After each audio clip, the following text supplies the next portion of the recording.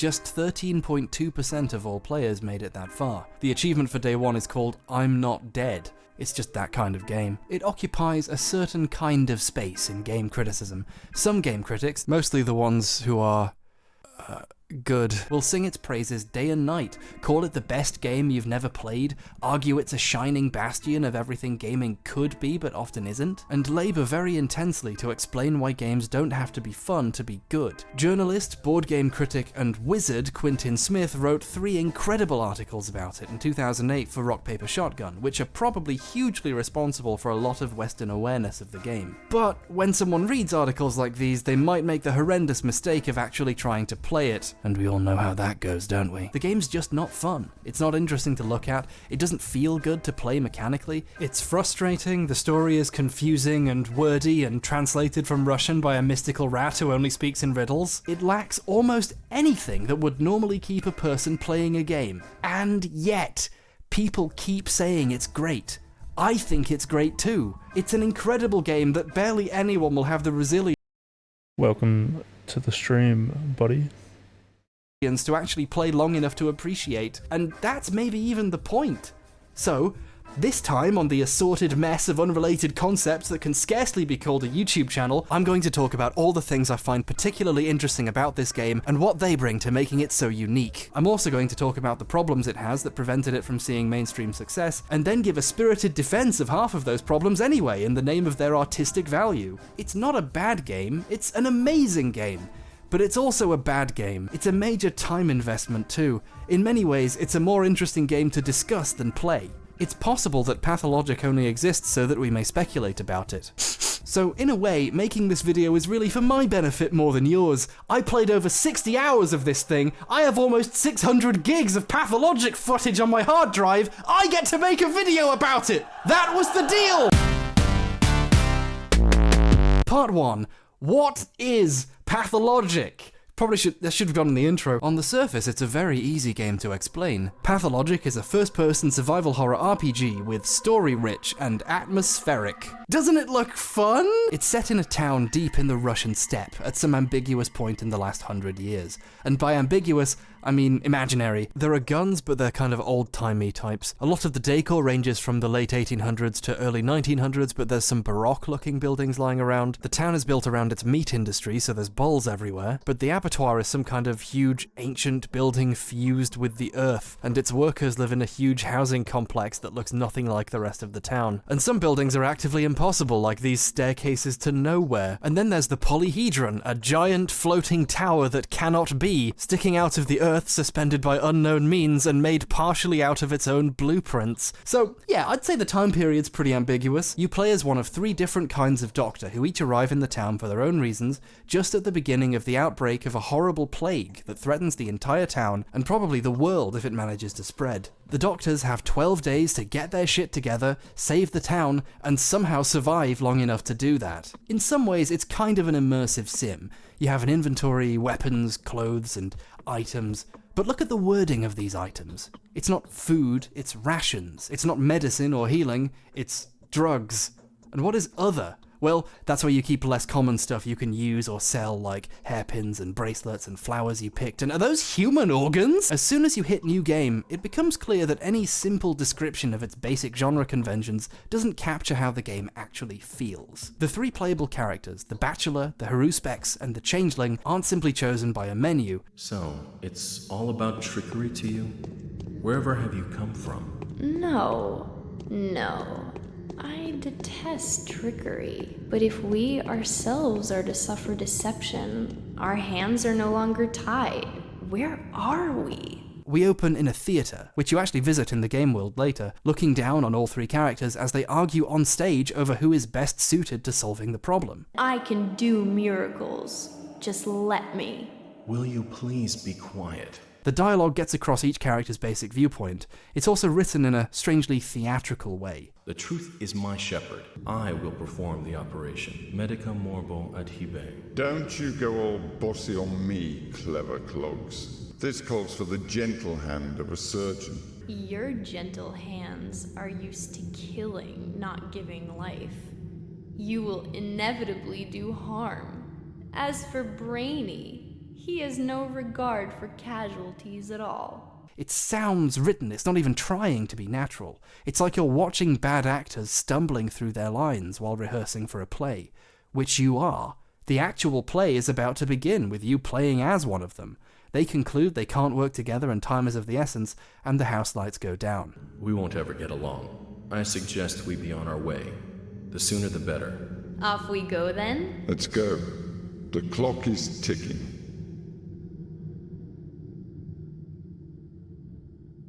When you go to leave the theatre, then you get to choose which one you play. Even before the game started, the presentation is strangely off-kilter and brings in ideas of performance and the theatrical. It's definitely the weirdest character selection process I've ever experienced. You can't play as the Changeling until you've finished the game as one of the first two, but frankly, if you're actually going to play the game more than once, you should play both of the first two first, and really you ought to start with The Bachelor. He's regarded as the default pathologic experience. He's slightly easier, and his character is an outsider from the town, so you learn more about it from that perspective, and that's really helpful. The Bachelor, Daniil Dankovsky, is a Bachelor of Medicine and is working on the ultimate utopian project a doctor can aspire to, defeating death itself. It's not going well. The powers that be, the government I guess, are shutting down his lab unless he can come up with something substantive to back up his ideas. He's come to the town because he's heard that a man who lives there, Simon Kane, has lived a remarkably long life, so maybe he can learn something about defeating death from him. Your quest log has the main mission for that day, the side quests for that day, and your overall mission, which for the Bachelor is saving his career, and maybe all human life, by learning how to defeat death from Simon. So you go to meet him, and you learn from Simon's brother Georgie that he died right before you got there. Oh.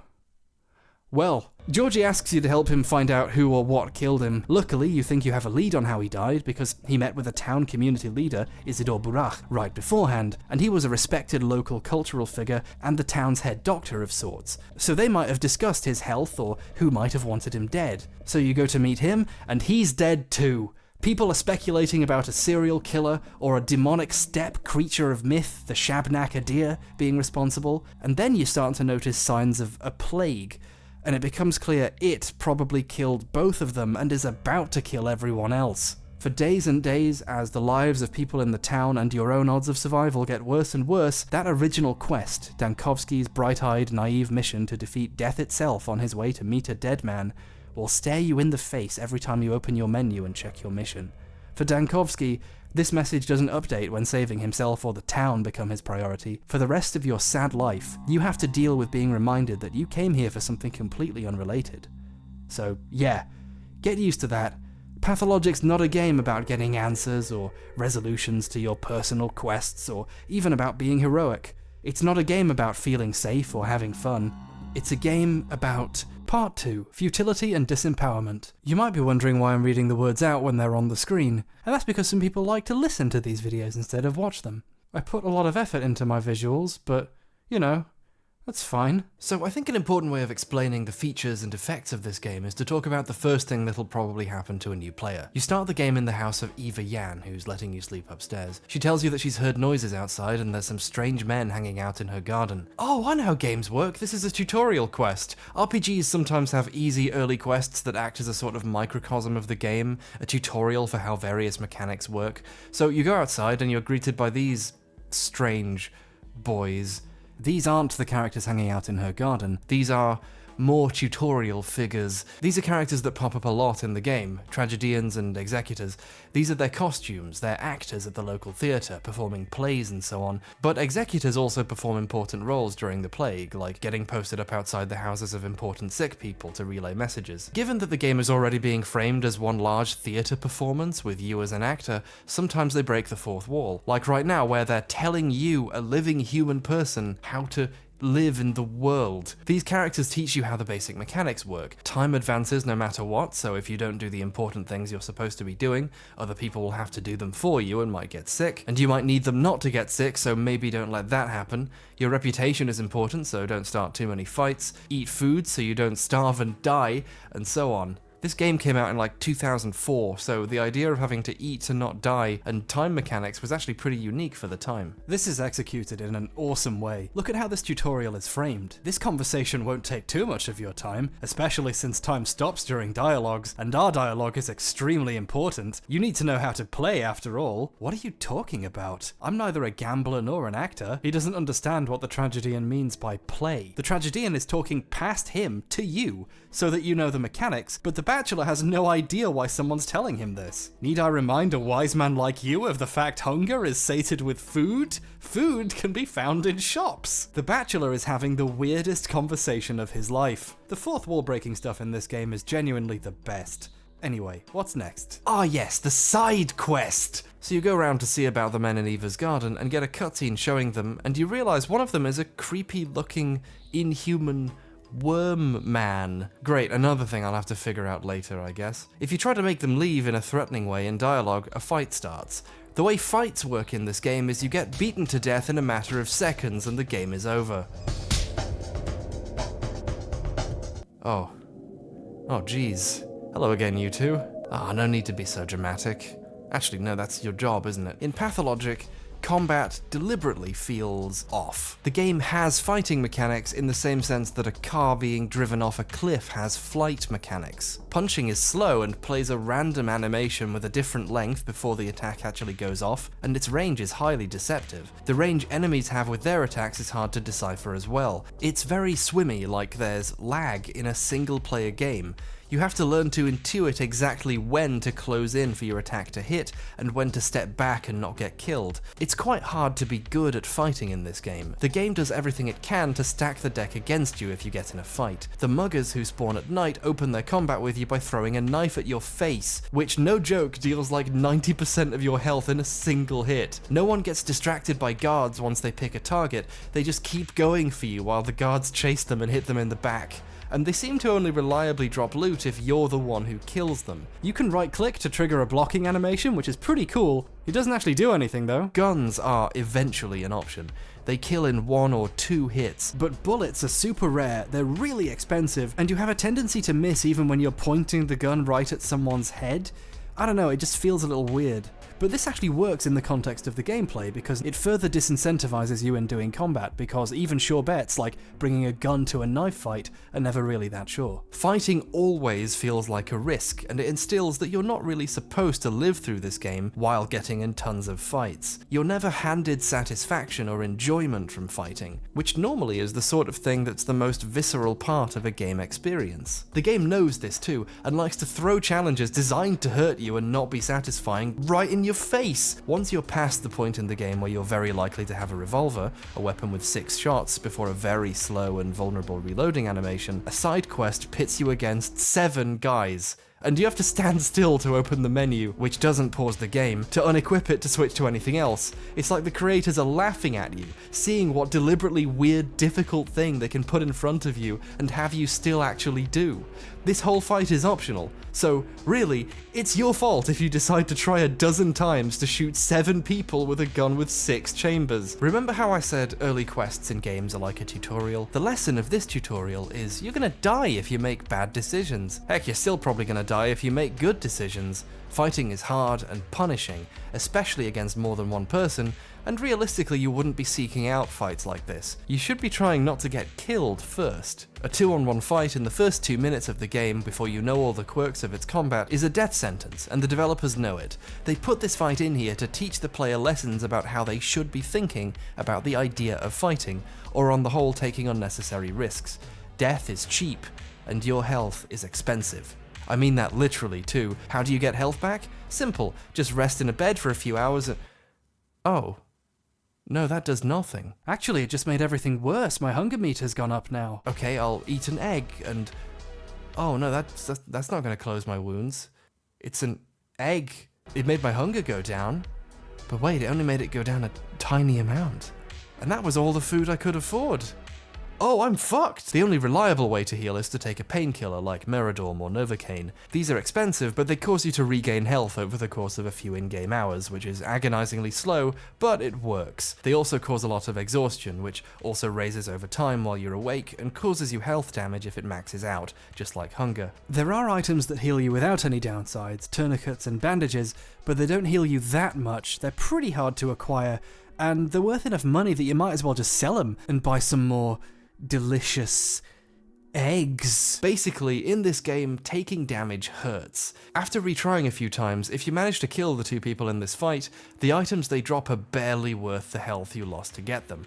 You get a couple of bullets, like literally a handful, and you don't even have a gun to use them with yet. If you used the weapon you started with in the fight, your scalpel, it's taken durability damage and is now already less effective, and you'll have to pay to get that repaired. Oh yeah, weapons lose durability and effectiveness in this game, and they do it super fast. This fight is barely worth doing. When I was playing, I just reloaded and let the guys get on with whatever they were doing. They're on the run from the law, whatever, they'll be on their way soon. It's their problem and they're not interested in you or Eva anyways. You can even ask them what the deal is with this guy. He's just one of the locals. Some of the people of this culture are just physically different for some reason. For me, the canon choice my bachelor made was to leave these guys alone and just let them go away. It's fine. It's not worth it. This opening is an exercise in disempowerment.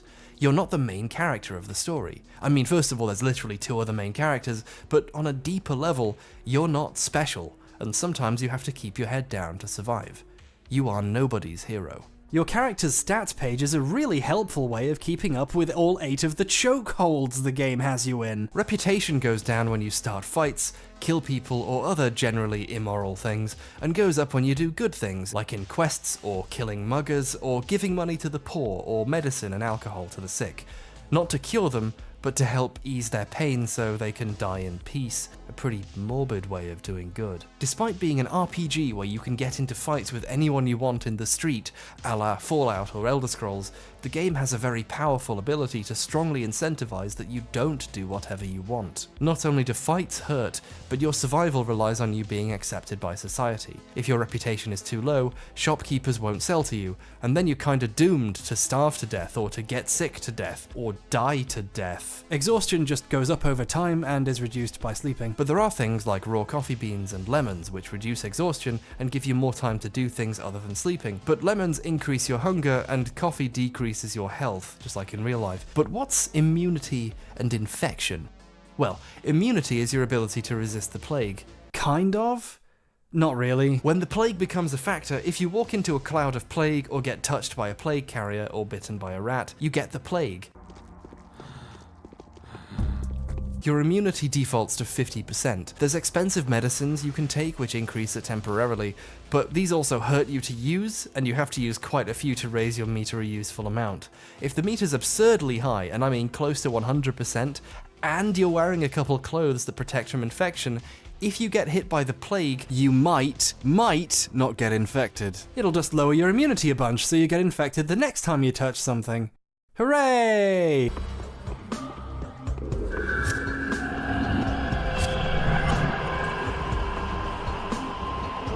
If you get infected, you start to lose health over time, and occasionally your camera gets all wobbly and distorted, and your infection level starts to raise non-stop, and as it gets higher, the effects will get worse. And if you get too infected, some NPCs will try to kill you with fire. There are antibiotics which decrease your infection level, but these also hurt you to take, and are also expensive, and don't actually stop the plague once you're infected. How do you cure the plague?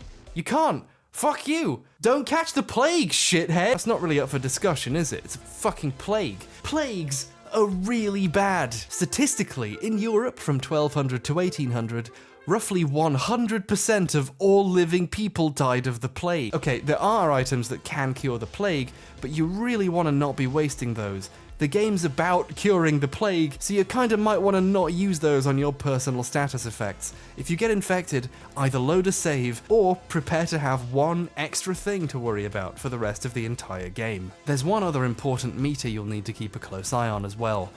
Time. The clock doesn't wait for you. Every day has a main quest, and you have to complete the quest on time, or someone else has to do your job for you. And they're not as good at your job, so... The night has come. the most pressing endeavors of the day were fulfilled at the expense of several lives of your bound. If you don't complete a quest in time, the story advances without you and one of your friends gets sick, which means you won't be able to talk to them unless you give up some of your medicine at the door to keep them upright for the day. Some quest lines take place at certain times too, so you need to keep an eye on things and plan ahead. Between all this and reputation, the game imposes a horrible feeling of dread on the player, a pressure that never really lets off. There are so many things to manage, to think about, just to stay alive, and that's not even getting into the story you're trying to progress while you do all this. You're always on the clock, and almost always need to be in two places at once, and as you navigate the town to get where you're supposed to be going, you get more and more aware of how slowly you walk. You can't run. It's just this. It's horrible. You're not a character in a fun RPG, you're a person, traveling at frustratingly person-like speeds, trying to outrun about 8 different ways of dying. This is one of the first truly divisive things about the game. The walk speed is slow, and most of the game is about walking from place to place, walking to buy food, walking to buy medicine, walking to the trash can to find things to trade, walking to talk to people, and walking to the theatre to see it predict all the walking you're gonna do. Speaking of the theatre, every day after midnight they rehearse a new play. These often comment on what happened that day or predict the future in quite interesting ways. People only fear bloodshed when it's their blood and their shed. Yeah, that's right. Stay out of my shed. What the fuck are you talking about? And as the plague spreads, you start having to either take longer routes to avoid infected districts, or start risking infection and having to load saves and lose even more time.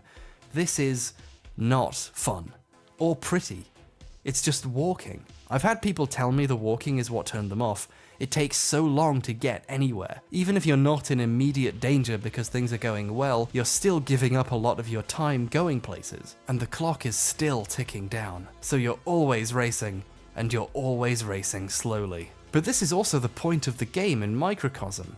It's not supposed to be fun on its own. Here's a head scratcher. Are games supposed to be fun? Maybe, but should they always be?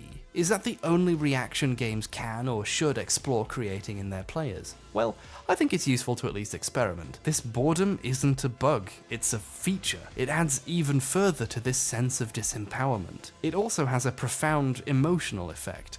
As you get increasingly aware of your impending doom and how limited your abilities to get things done really are, even walking around becomes tense and stressful. Pathologic is the subtlest survival horror experience I've ever played. The act of standing still in the game makes me nervous. I'm wasting time. Oh shit, it's 3 o'clock, I have to be somewhere. After a while, even the process of the travel starts to really get its hooks in you. Once you get used to it, there's nothing quite like it. As the story deepens and becomes more complex, the travel becomes an opportunity to think about what's happening, if you're being played, why you're being asked to do this, who it really benefits, whether someone's messing you around to waste your time and stop you figuring out what's really going on. The walking becomes the most engaging thing in the world. I've never been more alone with my own thoughts than when I was playing Pathologic. I'm one of the 2 remaining defenders of No Man's Sky, the others were lost in the Great Purge. But when it came out, I liked it at the time, almost primarily because it came closer than any other game to doing this. In fact, I made a reference to Pathologic in my little video about it, but in reality, Pathologic is still the absolute greatest at this and puts No Man's Sky to shame, especially when all the patches made it much more like what everyone else wanted, and much less like what I had enjoyed. Man, I should revisit that game. Imagine a game holding your attention not because anything in particular is happening, but entirely because it's got inside your head. Oh, and then just to make sure you're paying attention, a plague cloud made of screaming skulls flies at you and you go, ah! The constant racing against the multitudinous clocks of time, exhaustion, and hunger, trying to get enough surplus stuff done to afford to manage it all, and the many ways you can be killed easily or survive, but with the game made even harder, by taking damage or losing time or getting infected, or getting so desperate you decide to kill a guy in a dark alley for his food, is the exact opposite of a heroic fantasy story. At all times, the player feels powerless. Instead of the player being free, but with some survival mechanics to keep track of, it's flipped. The game is a large collection of things that will kill you unless you submit yourself to their whims. You're free, but you should be doing what you're supposed to be doing or you'll fail and die. You're placed under a level of constant stress maintaining your frail body while racing against time to actually get anything else done. You're always technically in control, but it's hard not to avoid the feeling that you're the one being played by the game, constantly reminded of all the things you don't have time to do, all the things you need to avoid, and worrying maybe the game's gonna come up with something new to stab you with on the next day. Which, Part 2.2, Day 2. I came up with the titles in this video to amuse myself. I don't really care what you think about them. Day 1 is kind of a walk in the park. You even have enough leeway to take a walk in some of the parks. You get used to the basic mechanics, buy and eat some food, progress the story a little, and meet some of the other characters, and at the end you realise that a plague might be about to hit. If you manage to survive day 1 and complete the quest, well, congratulations, you've done better than most players, but the real game hasn't started yet. Day 2 is the next big hurdle, and even less people make it past that. The Bachelor's Day 2 is where players will decide if this game is for them or not, and the drop-offs in terms of achievements demonstrate this pretty well. You'll know if the game is something you're going to try to continue with after this. So you make it to bed on time with a decent amount of money prepared in case you need to buy more things, and with all your meters sufficiently handled. Maybe everyone's warnings about how hard this game is were sufficient to prepare you, and you've got this in the bag now. On the morning of day 2, prices rise tenfold. The money you started the game with is no longer enough to buy a single delicious egg. The plague hasn't properly hit yet, but word's got out there's an outbreak coming, and people are stockpiling food and medicine. Not only is being able to afford food suddenly a much more pressing question than you expected, any food you do have on you doesn't seem like a good idea to eat. I mean, that's a lot of money you're holding. To make matters worse, the town's governor, Alexander Saburov, won't agree to do anything about the plague because he'll be seen to be overstepping the mark if the other rulers of the town don't agree on there being one. So a plague is starting, but no one with the power to take proper action will help because everyone has their own agenda. So you spend a good deal of the day with your hunger rising and no sure way to solve it because your money is worthless now, running around trying to find enough proof to get all three of these groups to agree there is a plague and to give Saburov the power to start making emergency orders. Your main quest is getting these warring factions to agree that the obvious problem exists. Along the way, you pick up 2 side quests. In one of them, you meet up with a former buddy of yours, Andrei Stomatin, and upon agreeing that the shit's hit the fan, or rather the town, you decide to get out while you can. But Andrei won't leave without his brother Peter, who doesn't want to leave that much, but Saburov, the guy who will get emergency powers anytime soon, bears a long-standing grudge against Peter which will probably lead to him getting killed once that happens. And this isn't unfounded, by the way. When Saburov does get emergency powers later in the game, he uses them to try to get Peter killed. So you need to get proof this is the case to get Peter to agree to leave with you both, which you get from talking to Maria Kane, Simon's niece, about this issue. However, if you tell her why you need to know this, she intervenes and prevents either of them from leaving, failing the quest. Unbeknownst to you, Maria needs these guys in the town for her own reasons, so don't do that. So you go to give this information to Peter. Ah, fuck! This is an actual recording of the first time I saw this statue. You can see in the footage that I freeze up. Like, it's terrifying. This is the second game ever to jump scare me with a fucking still object. It's genius. I can't wait to show you the other one sometime. That one's great too. You know which one I'm talking about. You all agree to meet at the train station at 10 PM. So you're starving and the town sucks, but at least you have an escape plan now. The second side quest is called The House of the Living. Several of the town's more charitable people have decided to establish a shelter for when the epidemic hits, and they each give you money to buy some food for the shelter before the prices rise any further. I will make the purchases. I have to do a lot of walking today anyway. The money they give you is not enough to buy all the food they want, so you actually have to use whatever spare money you have or sell some of your items to afford this. You give up all your remaining money and items to get food you also need just to give it away, and you have to watch your hunger go up and your time go down as you rush around trying to find the stores with any bread or meat left. When you get it all, you're told the location of the shelter so you can deliver it. Let's just break this down. Part of a quest on a day when food is incredibly scarce involves carrying a ton of food somewhere and not eating it. It's actual torture running around watching that hunger meter go up and not knowing how you're going to resolve it, even though you're technically holding a solution the whole time. It's awkward and engaging and tense in a way that no game has achieved before or since. The game doesn't punish you for eating it either. You don't have to do this quest. You can just keep the food or the money you were given to buy it with and just ruin the chance to build the shelter. But you don't, because that's hardly what a doctor would do preparing for the plague. And maybe there's a reward for doing it, or it helps you further down the line. You're making a positive moral choice on a quest in a video game. You know how this works. There's something in it for you. So, you go to deliver the food.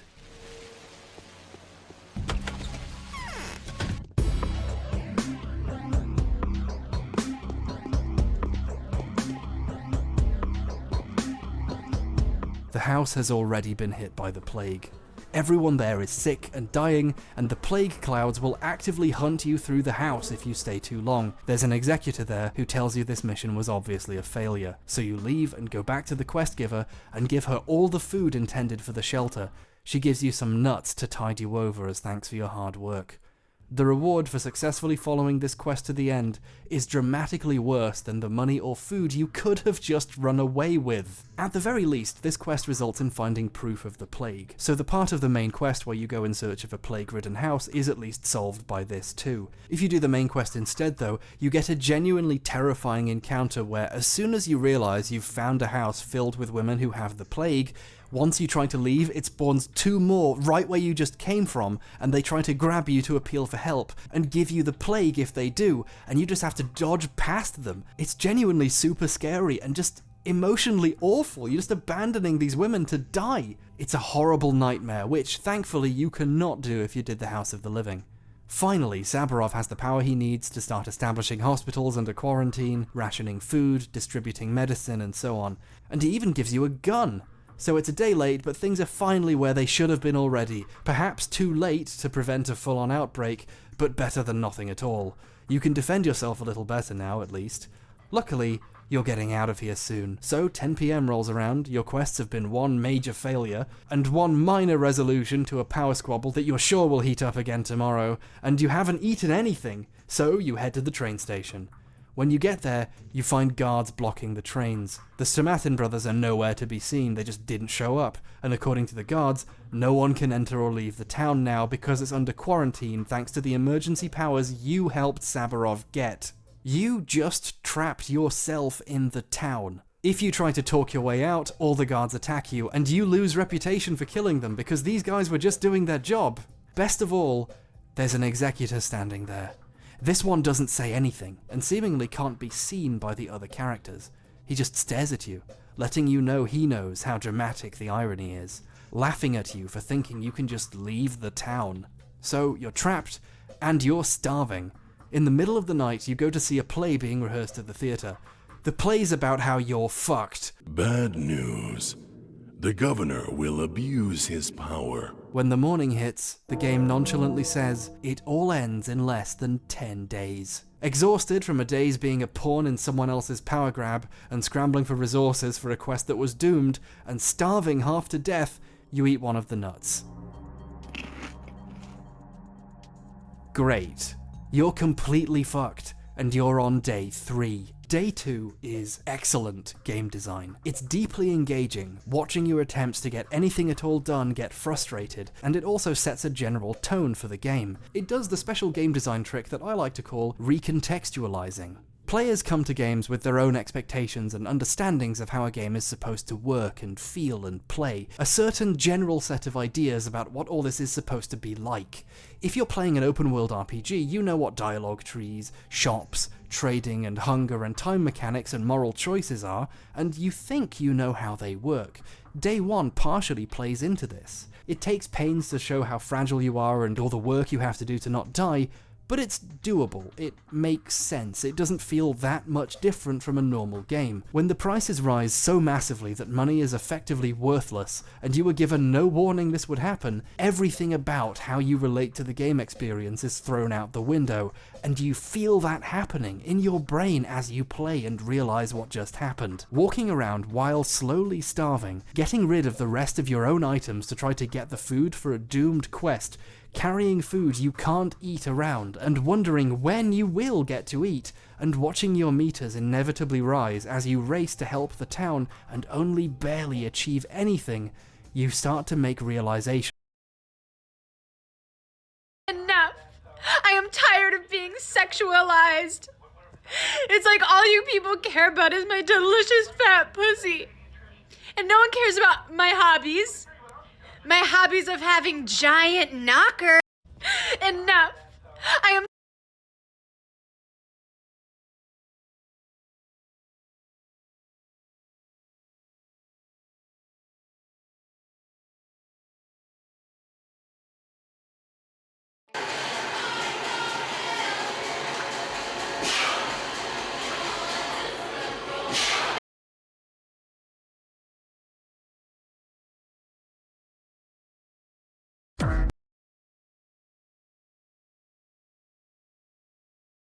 about the scope of this experience. You weren't playing a game with the mechanic where you have the option of using money to buy things. You were playing a game about having no money. You weren't playing a game where you have to eat food to survive. You were playing a game about starving. You weren't playing a game where you can choose what sort of morals you have. You were playing a game about how betraying the people who trust you is better for you than trying to be a hero, and doing the right thing is an exercise in getting your time and energy and money wasted. Survival horror RPG? Lies. You are playing a pain simulator. This is a deeply masterful trick I've seen very few developers pull, where commonly understood mechanics are twisted in such a fashion as to force the player into a specific mindset and relationship with those mechanics, and everything straightforward suddenly becomes different and off. Once day 2 happens, you no longer have any idea what's coming. Money turning out to be virtually useless, the growing threat of the plague. Who knows how bad things will get in the next few days? Even though the game doesn't get that much harder, and technically the game isn't that hard if you know what you're doing, this sequence of experiences fills you with dread for what might happen next. And the game doesn't stay this difficult forever. The point isn't how hard the game actually is if you measure it objectively. The point here is how the game makes you engage with it.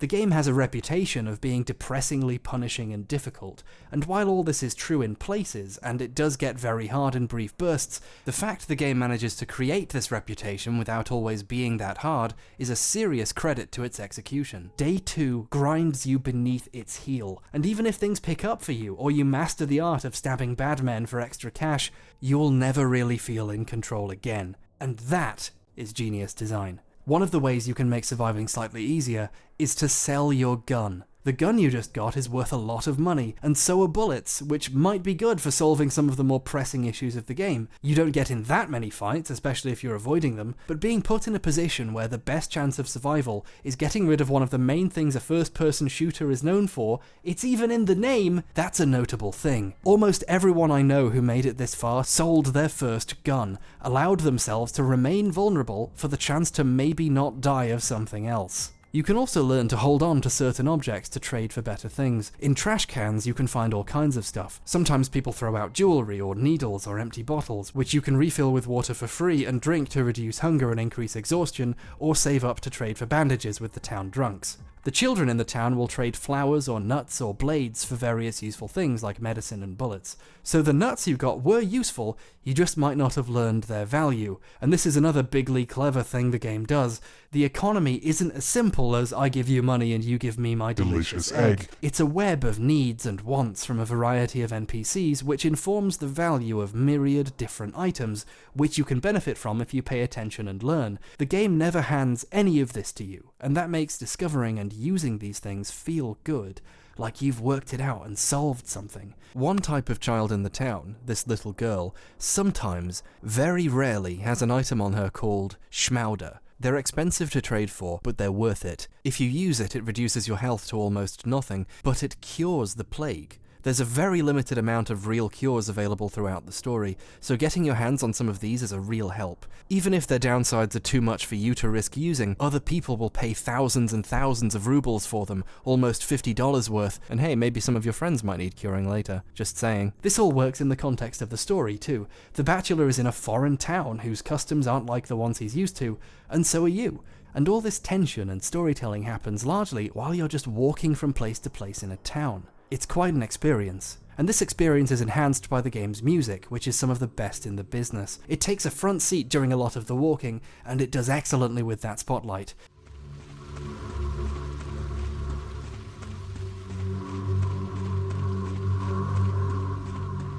It's intensely atmospheric and moody, and when it needs to be, it's strange and unsettling.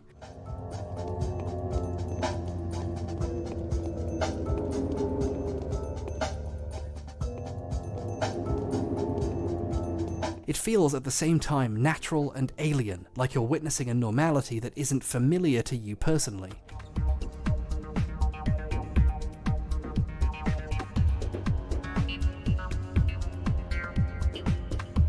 Synths are used alongside more naturalistic drums and rhythms to further destabilize the setting. The music even evolves with the story. Each main region of the town has a theme, and when that area gets infected, its theme changes and becomes even more strange and distorted.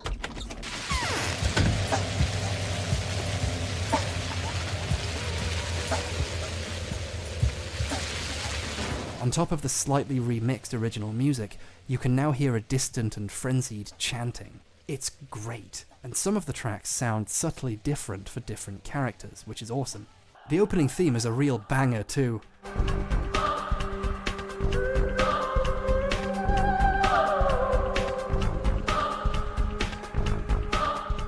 Except, it sounds oddly familiar. I can't quite put my finger on. Oh. Oh, damn it! Part 3.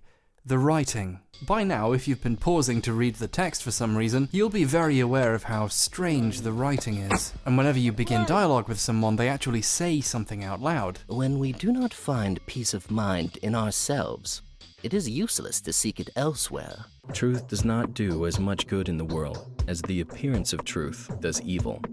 Oh wow, that's a good quote. I'm going to use that in a future video and pretend a philosopher said it. Watch out for that. Everyone's very wordy and flowery, talking about their dreams and visions, and sometimes it's hard to tell if you're discussing philosophy instead of the task at hand. The game has a very specific writing style, one more evocative of your typical novel than other games, and it is, in my opinion, very well written. It succeeds in making you feel transported to a world where things aren't as simple as they seem, where dream and metaphor are entangled with reality. If a sentence feels strange or hard to follow, it's doing that on purpose to make you feel weird, like you have to put effort into understanding. Instead of simply telling you you're a small part of a strange universe, it makes you feel that way by refusing to pull its punches with the ideas it's meditating on. Try this on for size. Do you believe in prophecies, Andres Tomatin? It depends. I agree this may seem inconsistent with materialism. On the other hand, when your own experience convinces you to their effectiveness, you have to take them into account. I wonder that myself. For a moment, I thought he was driven by the same feeling that I am. A great man, when unexpectedly betrayed by the people he loves, will often seek to fill the whole universe with his blind spite. Yes, the feeling is indeed familiar. No one talks out loud like this in real life, but that's not a mistake, it's part of the point. You're stuck in a world where people do talk like that, and have to untangle it to make sense of things. It's very hard to call this game pretentious, because not only does pretentious mean affecting a greater importance than is actually possessed, and the game definitely does say important things, but it's also too self-aware about how all this looks, and it loves to make fun of itself. The plays make fun of the characters and plot and writing style. The cool fourth wall-breaking executors complain about how unwieldy their outfits are. It's lovely stuff. While this video is definitely going to spoil lots of the plot, there's lots of really interesting aspects I won't have time to go into detail about. If you want a more complete breakdown and analysis of the three characters' stories, YouTuber Sulmatul made a great video doing so, linked in the description. There's such a ridiculous amount of depth and complexity that it still astounds me now, and even trying to cover all of it is beyond my powers. When I was talking about this with Mandalore Gaming, whose video on Pathologic is also really worth checking out, he offhand mentioned an entire aspect of one of the characters I'd completely forgotten about, and isn't even in Soul's video either. This game is about as dense with story as a real novel, with an equivalent amount of words to read. Obviously, really getting across the cumulative feel of the writing style is hard to do in video form, and I was never really good at book reports anyway, so instead I'll talk about some of the more specific storytelling techniques that help the game achieve what it's going for. Firstly, the constant use of deception. Other characters lie to you for all kinds of reasons, or have access to incomplete information and then share it unreliably. There's lots of manipulation and hearsay going on, and it's left to you to figure out what's actually happening. Every character in this game has their own end. Why does Maria Kane want to keep the Stomatins in town? Why does the Inquisitor seem to always want to investigate the polyhedron and find an excuse to destroy it? Did Olgimsky lock up the Termitary to prevent the plague getting in? Or has it already struck the place and he was trying to prevent it spreading out? Are his complaints that you should be looking into the Kane's business first a genuine concern for their power plays? Or is he just trying to get you out of his hair by pretending to be? This goes the other way as well, of course. Sometimes you can play dumb to learn more about someone than they'd let on if they thought you weren't on their side. And sometimes you can lie for your own benefit, like you can get a second pistol if you tell Andra you don't have one when he asks you. Figuring out and catching someone in a lie, or successfully lying to someone else, feels great because you really are gaining ground in a struggle for truth and control. It's very engaging getting lied to by a story and having to put the pieces together yourself. Secondly, there's the way you experience the same overall story from 3 very different perspectives. The Bachelor, for example, is a clever and rational-minded man, but he's so obsessed with pursuing his specific lines of inquiry that he spends a lot of time getting tricked into doing busy work or ignoring the real story. And when he is trying, he can be pretty bad at it. He's an outsider, but rather than working to gain people's trust and get on a decent footing, the player's text options relate that the character they're inhabiting can be a total asshole. But could I please offer you a piece of advice? I need no advice. I mean, look at this choice. This is something the Bachelor thought to say. You're supposed to be asking this guy for help, Daniel! What the fuck are you doing? Several characters in the story have the power to predict the future, and the Bachelor has the power to be a dismissive piece of shit to all of them. The Bachelor says things that he must think in his head sound really cool, but to say to another person is like super weird. You are broken, Lara. I, on the other hand, am used to winning. At numerous points in the game, you can just randomly say a Latin phrase to try and sound clever. Medica morbo adhibe. Aspity lies to the Bachelor about who's responsible for the town's water supply being destroyed, but the guy who actually did it just made a mistake. She's buying time for him to get to safety by sending you on a wild goose chase, because she rightfully believes the Bachelor will try to fucking kill the guy if he gets the chance. The Bachelor is such a piece of shit. Look how he talks to this poor woman. This is incredible characterization, like you're just stuck in the body of this pretentious buffoon. It's great. In conversation with the Haruspecs, Aspity casually refers to the Bachelor as the prickly prick that'll bury us all. Bachelor's plot is largely a struggle to do what seems obvious to him with his degree in medicine, but which conflict with the values of the people of the town. He wants to inspect Simon's body, but the Kanes have a family ritual where bodies are left unobserved for 24 hours. Then later he wants to dissect an infected body to study the plague, but the local culture forbids any kind of defilement of the body, including surgery and autopsies. It's a special rite given only to special families of medicine men, the Menku. The Bachelor spends multiple days literally and figuratively fighting the people he's trying to save, to the point of getting arrested, attempting to subvert their laws so he can help sort things out. By the end of this, Dankovsky has a very low opinion of the townspeople and their traditions, and decides he has to work within them to get anything done, and turns to someone who can do the things he can't. Over the course of his story, Dankovsky finds himself siding with the characters who appeal the most to his belief system about the world, and against the more folksy wisdom of the Haruspecs and the supposed miracle working of the Changeling. All 3 characters play through the same 12 days, and these stories aren't separate. Whichever character you play, the other characters are dropped in the world too, and follow their stories as well. You even interact with them as part of your story. You cross paths with the other characters quite a lot, but you never really have an understanding of what the other character's path is. Early on it sounds like the Haruspecs is responsible for the deaths of both Simon and Isidore, though some people vouch for his innocence. But then you find out that Isidore is his father. Would he really just kill his dad like that? But then it turns out the plague might have killed those people. As far as you know anyway. But people seem to be saying he's going around killing people now. They're calling him the Ripper. I'd wondered if maybe you play a serial killer in his plot? When you talk to him, he seems reasonable and like he's trying to make a cure for the plague, a panacea. But both you and Dankovsky seem wary of his methods. He's using a kind of medicine that seems kind of folksy and a bit made up, so you kind of ignore it. He's got his own shit to deal with. Something about a guy called Foreman O'Yun and what a big problem he poses. Dankovsky never even meets that guy, whoever he is. But because he's a trusted member of this culture, you need him to do some stuff for you. For part of the main plot, you have to help break him out of a prison to help you, because the governor doesn't believe he's innocent of all the shit he's heard about him at this point. Basically, when you're playing as the Bachelor, the Haruspex seems a whole lot like a dangerous weirdo whose help you happen to need. But when you're playing as the Haruspex, his side of the story actually starts to make sense. And that kind of asymmetrical storytelling isn't something you tend to get in video games. In keeping with the unsettling and anxiety-inducing design of the rest of the mechanics, the game's dialogue system deliberately frustrates your ability to fully understand the story too. When you're talking to someone, you often have the chance to ask questions or make observations, but often in a chain of dialogue you can't come back to. There aren't really dialogue trees here. You ask one of several things and that's your lot. Sometimes dialogue choices exit out of the conversation with no way to go back and progress it. The only way to learn absolutely everything you can is to load a lot of quick saves around dialogue, or try to only ask questions you think you don't already know the answer to. There is absolutely no way this wasn't intentional. The game wants you to feel trapped in dialogue, so you have to think carefully about what to ask, and if you can trust those answers to ever learn anything, and you can't go back and ask the other without the inconvenience of loading a save.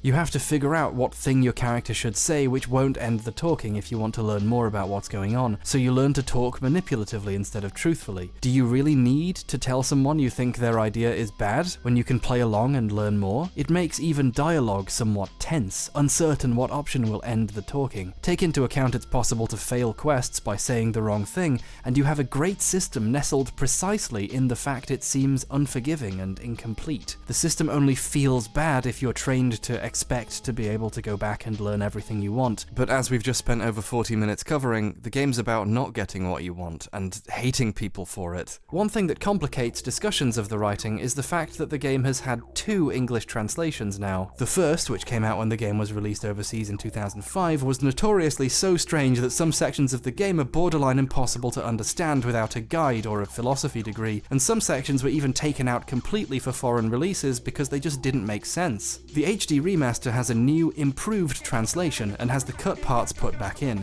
It also has new voice recordings, which is good because the last ones weren't great. Your sensitive hands kill more often than present life. You will inevitably cause harm, and this smartass won't consider My them friend's gonna watch you losses after at all. Cuban G slur because they're defrogs. What, you saw now? See, that's just not fitting at all. The change... Okay. Cuban G slur. What the fuck? It means worm, dog.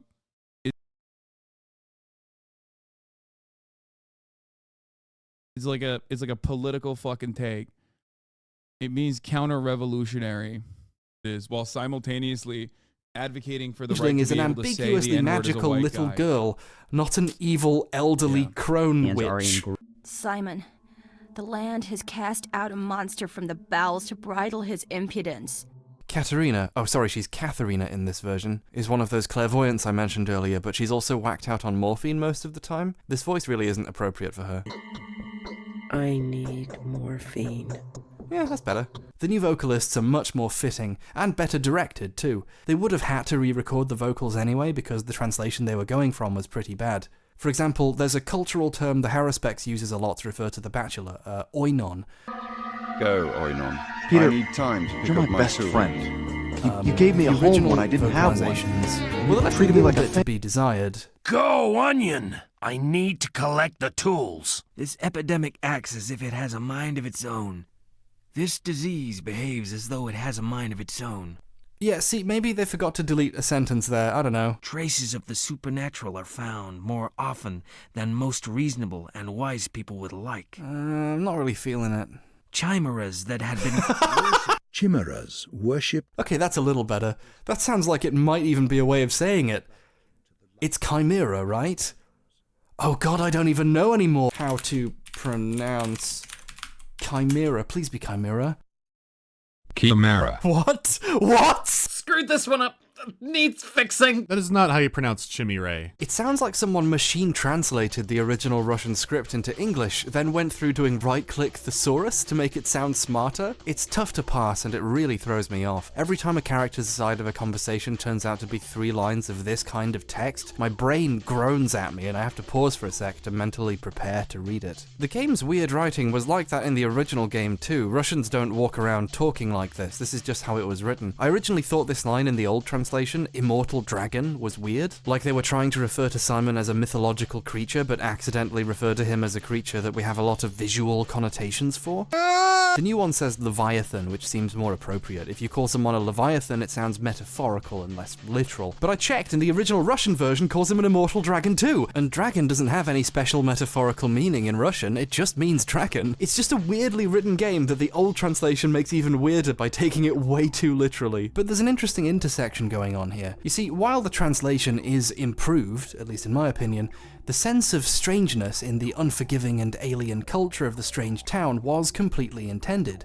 Some people actually defend the older translation for adding to this feel. Like, some people will actually say that the worst translation is better at getting across the feel the game is going for. Now, we're going to get into some subjective territory here. We're going to have to peel away a few layers of the onion of interpretation. But while I can see that argument, Phony!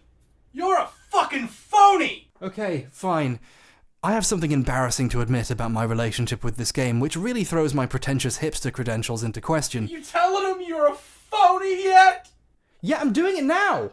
Are you doing it? Yeah, I'm doing it! Are you doing it? Get out of my fucking video! You see, I have 2 failed prior attempts to make it through this game. In 2013, I found the Rock Paper Shotgun articles by Quintin Smith, hallowed be his name, and found them really convincing on the subject of how games could be. They really opened my eyes and changed how I think about gaming, so I decided to try the game for myself. The original translation bounced me right off. It was a little too much for me to want to sit down and put time into when I bought it in 2013 and had a degree to pretend to work for and Gundam to watch, and I actually took a picture on my phone of the funniest thing about this experience, which was when the most understandable sentence I'd read so far was a character apologizing for if they don't make much sense. I was like, yeah, thanks. So I stopped. Then, a couple of years later, I tried again, pushed past my initial problems, hated being alone with my thoughts when I was walking around the town, because most of my thoughts were about how good Turn A Gundam was, and basically did such a bad job I was dying over and over on day 2 and realized I'd have to go back, and gave up. So, I spent years agreeing with critics, convinced of their arguments that games could do more things than be viscerally entertaining or mechanically fun, despite failing to play the central game many used in their example of the value of negative experiences. It was too negative for me, apparently. Only now, with the HD edition and the new translation, did I finally stick with it long enough to truly enter into the experience. And I'm glad I finally got to do that, and I think I really needed the better translation to help bring me in. That older version probably has its charms, and I'm sure it must considering the game had defenders for almost a decade before the fixed version came out, but it was certainly too much for me. However, even the new and improved version of the game still has its problems. We've already covered aspects of the game that are just not gonna be for everyone, the slow pace, the tone, the feel of the gameplay and mechanics. Now let's talk about the actual problems.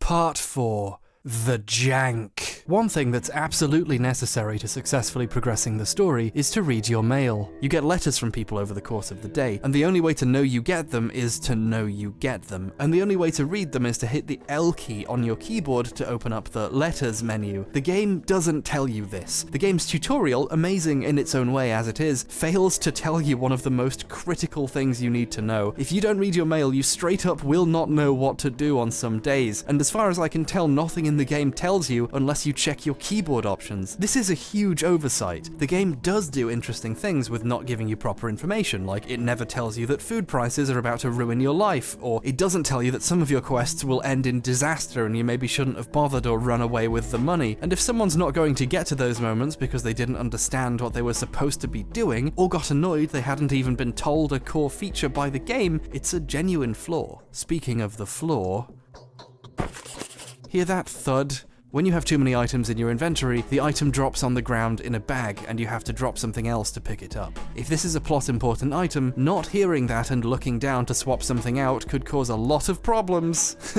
I think the game could have done a much better job of letting you know when you don't have room for something. This is a section from the Changeling story later on. I can't pick up this bag because my inventory is full, but the game has no way of telling me, so I'm just sitting here getting stabbed to death and then have to load a save and drop something in order to pick this up. This isn't as critical, but it showcases the problem in a funny way. If you sneak up on a rat instead of letting them see you and chase you, you can pick them up and actually use them in rat races later on. But if your inventory is full, they just turn into a bag with a rat in it. If you can't progress the story because you dropped something, or you're too busy micromanaging what's in your inventory in case you get given something important, then you're being made to miss out on what's good about the game by a poorly implemented mechanic. Pathologic is already not for everybody, and the mechanical stuff like this only The mechanical stuff like this only detracts from what makes it truly unique. There's a lot of jank in the game.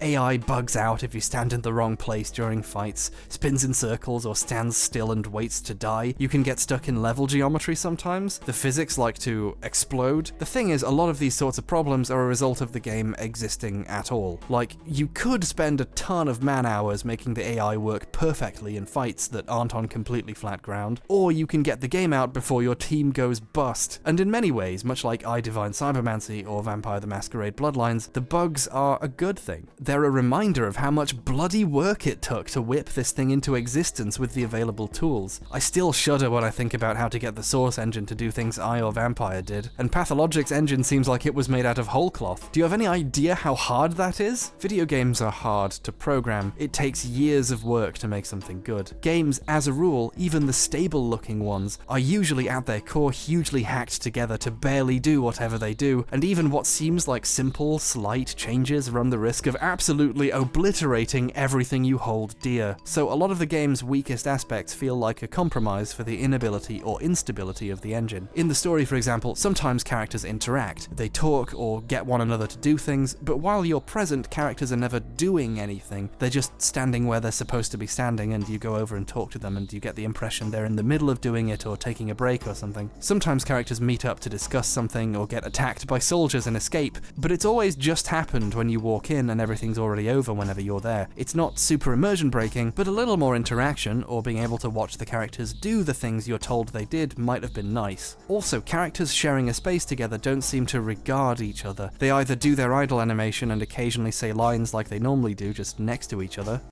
Yes. Your face What is there to talk about now? Are you sick or something? How's my brother?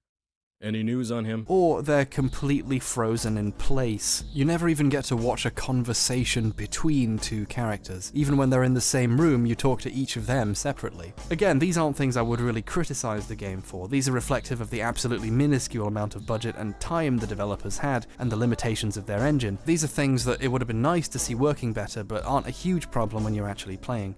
There's other technical problems too. There's this weird bug where the screen's entire color palette shifts when certain effects are playing, like fires or blood splatters during combat. I'm sure there's a fix for this, but I decided to just live with it. It felt in the spirit of things to do that, but it's still very distracting and definitely not intentional. All in all the little things like this contribute to the overall feeling that the creators had lofty ideas for their story and world full of characters to interact with and environments to explore, but were limited in what they could accomplish. However, it's important not to confuse limitation with artistic choice, because some things in the game are easy to dismiss as problems, but work in the context of the story that's being told and the overall effect being attempted. On that note, we haven't really talked about the graphics yet. Visually, even for the time, the game was regarded as pretty ugly. Everything is a weird, angular facsimile of what it's supposed to be. The color palette is drab. Infected and dying districts tint things even uglier shades, and all the minor NPCs look the same as each other. However, I think that ugliness was deliberate and actually serves a purpose. Oh no, it's the pretentious police! They found me!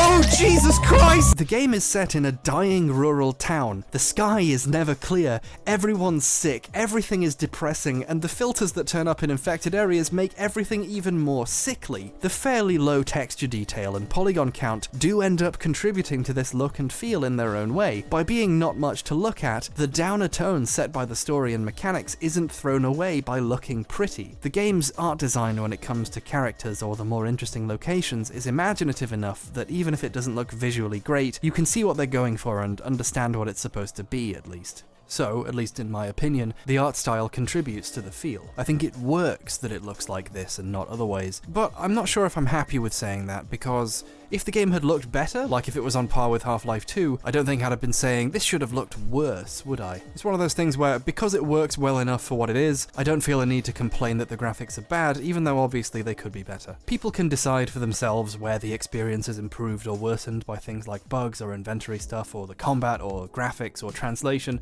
and ultimately the game is what you get out of it. And for some people, the line of what makes a game good is very far away from anything any version of this game is doing. It's completely understandable why some people don't engage with the game or want to and bounce off it. I certainly did that the first 2 times, so I can respect that. Like I said, it's not fun. I can't really recommend you play it. That's why I'm here sharing what I think is interesting about the experience and not telling you to play it for yourself. I suffered, so you didn't have to.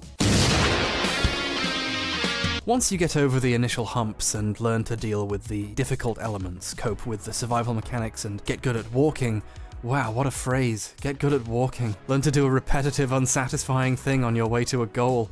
Walking in Pathologic reminds me a little bit of doing exercise or cleaning my kitchen. It's not fun, but it's important to learn how to do it, or the empty cans of kidney beans that still have some juice and a bean or two in them you left on the side to figure out which bin to throw them out in start to smell after getting left there for a week and a half. That's not a real story. Once you figure out what the game is demanding of you, it doesn't stay as difficult as it seems. I think people tend to overstate the game's unpleasantness when it's not a constant, it's just an early spike as it teaches you what the experience is going to be like. Once you get into the swing of things, The Bachelor is a cakewalk, but without the cake. I mean, you aren't exactly given no help. Almost everyone important trusts The Bachelor, and he starts out with some useful items, a weapon, decent money, some medicine, and he can make a whole lot more during the game doing quests for the rich people who trust him. It is possible to get on top of the game's economy and survival mechanics as The Bachelor. It gets hard at times, and even harder if you insist on doing the good guy things in quests, like not running away with all the money or food you bought for that one quest, or giving away literally all the money you have, saving 6 random people from getting wrongly executed, which I didn't do. I loaded my save after this cutscene played and kept the money, and I'm a bad person for it. But even if you do all the good guy things, if you know what you're doing and take the opportunities that are given to you, you can make it through alive even while being a good person. The Bachelor's story is technically quite hard, but ultimately forgiving. It's a pretty balanced experience all in all. Anyway, the Haruspex' story begins with you bleeding to death. Upon arriving at his hometown via the train station after 10 years away studying surgery, the Haruspex, Artemi Burakh, has been stabbed repeatedly in a fight with multiple people who believed him to be a murderer trying to escape via the station. Artemi's just got here and he's already bleeding out while wanted for his own father's murder. And this isn't just a cutscene that happens before the game starts. Oh no. You begin the game at the train station, surrounded by corpses with your health low, your reputation even lower, and your hunger and exhaustion meter's already half full. Now, if you were wondering why the Haruspex did what he did in his playthrough, here's the first of many reasons why. It turns out that for Artemi, everything was fucked all the time. Yeah, sure, the Bachelor playthrough was pretty hard. You maybe even figured out how to play it and not die too much. I bet you thought you were good at this game. That's where you're wrong. Daniil Dankovsky's Fun Step Vacation was just the tutorial for Artemi Burakh's tormentous nightmare.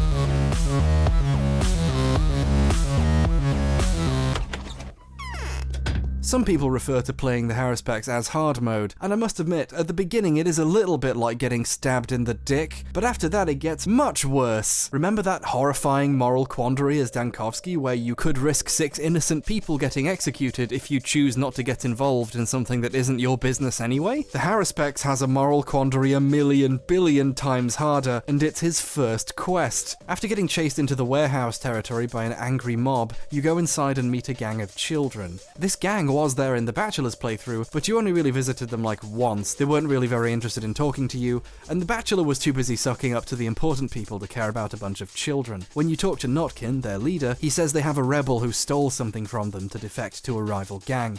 He says if you do him the favor of killing them for him, he'll give you a gun and some ammo. Now, I don't want to tip your hand as to whether that might be a useful item to have in this playthrough, but as soon as I left the building, a man tried to beat me to death. Remember that reputation mechanic? It turns out that when it's low enough, in addition to shopkeepers not trading with you, all regular NPCs will attack you in the street. Oh, and because these people are just law-abiding citizens attacking a wanted criminal, killing them in self-defense is a crime, and your reputation will drop even further.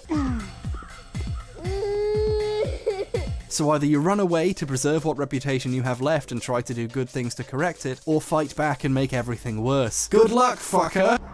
Have those guys seen me? Yep, they've seen me. I feel very seen right now. Since fighting is more of a fact of the Haruspex' short life, yeah, having a gun would really help with that. So you go out into the steppe and... Oh, fuck off. Of course, this was a gang of children. Of course the rebel member is a kid. So you can tell him off and send him on his way for a minuscule reputation boost. And if you kill him, it drops a bunch because, you know, you've killed a child. But your reputation already can't get much worse, and Notkin's offer of a gun is a pretty big deal, and this kid has a schmauder on him. It's one of the critical items. It's basically the one thing in the game you can't pass up an opportunity to get. Plus, he's in a gang, so he knew the risks. So you can get a gun super early on in Artemy's playthrough, but at a significant moral cost. Obviously the kid is just polygons, but if you take the role playing seriously, or even just stop for a moment and ask yourself if you would do this in real life if it meant survival, there's a lot of feelings to unpack here. I mean, let's recap. In many modern RPGs, child murder is still a thing that won't even go on the table. Get on the fucking table, MacCready! Oh, I'll be back for you in Fallout 4, fucker, when you're old enough to die! In Pathologic, one of the most taboo things there is in gaming is one character's first quest, and there's significant personal justification for going through with it. You are dying, and you need the stuff you get for it desperately. You just have to find a way to live with the fact that you are now wanted for a murder you definitely did commit along with the one murder you didn't. Now, it's not all bad for the Haruspex. Okay, it is, but he gets one thing. As a Menku, he can also dissect corpses, a thing the Bachelor had to get you out of prison to do for him. Every corpse you come across carries a heart, a liver, one kidney, I don't know, just go with it, and some blood. These grisly items form a new kind of currency. Various characters in the game will trade you really useful stuff for these, opening up an entirely new black market economy. Characters who wouldn't even talk to the Bachelor are now an extra tool for survival if you know where to look. Give me the herbs, worm. Artemy's father's secret lab has tools to make medicines that can raise immunity and lower infections super easily, making him infinitely more survivable when it comes to the plague than Dankovsky if you put effort into perfecting the recipes. They work like the medicine you've used before, but much stronger and with much less downsides if you get them right. I really like the asymmetrical storytelling that's happening with this aspect of the gameplay. Not only is it just an extra layer of fun stuff to learn and master to survive in the town, and it feels good getting it right, but you're also seeing the sides of the world that Dankovsky's beliefs just denied him access to. He thought that this medicine was made up, and here it is keeping you alive. Even if you get infected as Artemy, and actually it's really hard not to as him, it's much less of a problem because of all these herbal remedies you've got. But that's about it. So, you're fucked, but once the plague becomes a problem, you can live long enough to be killed by something else. Like this great bit where as soon as you leave a building it spawns two muggers outside and they both throw knives at you, which kills you instantly! At the very least, if you have to defend yourself and lower your rep, you get to keep whatever was in their pockets, and their meat pockets, and with the new economy, maybe not being accepted by society isn't as much of a death sentence. I really do feel like Barak doesn't enjoy unnecessary violence. He's an educated man, he seems quite noble in a way. He wouldn't do it if he didn't have to. It's unbecoming of his station. Wait, does that guy have a shotgun? Oh, getting a shotgun. 1 second. Gimme. Getting a shotgun on day one feels a little broken after how late I got one as the Bachelor, but what makes it extra engaging is the knowledge that I'll probably need it. Selling weapons as the Haruspex is even more nail-biting than before. Just because of the way his campaign is set up, you will need everything you could buy with that money even more desperately than before. But you also kinda need the what? Come on, what the fuck? There's 5 guys? So it's about now that I realized why Artemy ended up with his reputation as the Ripper. He was in a desperate place, so he was forced to make difficult decisions, and the few options available to him involved getting his hands dirty. The story makes a lot of sense now. He wasn't a serial killer, he was a guy who was in the wrong place at the wrong time and has to fight to survive and solve his own father's murder and maybe help the town, and one of his skills happens to be surgical ability. Luckily there are some chances to redeem yourself. You hear one of your attackers from the opening got away and is bleeding out in the graveyard. This guy needs a blood transfusion, and if I save his life, maybe he'll help clear my name. So you traipse all the way across the entire town to get to the Hunchback, who will draw some of your blood for you if you have enough health to spare. Pick it up. Don't forget to pick it up this time or you'll have to come all the way back again! And then take a long stroll all the way back. Did I say stroll? I meant to say 7 guys are chasing me. Oh God, stop it. Leave me alone. I'm a good person. It's just a misunderstanding. Oh, thank God, a sewing needle. Hey kid, take it. Thanks for the medicine. I'll be needing that. Anyway, back to being chased. The walking in the easy mode, the Bachelor's playthrough, was pretty tense at the best of times, but now it's an active fight for survival. Leave me alone, please. Just let me do a good thing. Why don't you try walking a mile in my shoes? You know what? Don't put your feet anywhere near my shoes. You can all put both of your feet in the grave. Look, don't criticize my one-liner, okay? I'm under a lot of stress.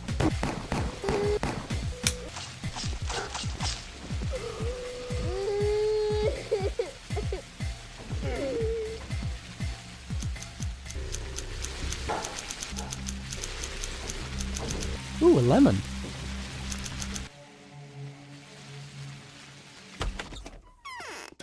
And blood transfusion. I did it! I saved a life!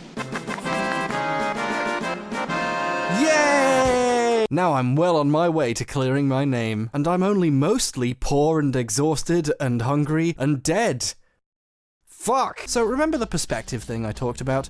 The Haruspex, as a former local of this culture, is trusted by the people who hate The Bachelor and spends a lot more time in places The Bachelor only got to go once and then got the shit kicked out of him for going to. Oh yes, fucking get him, mate, yeah!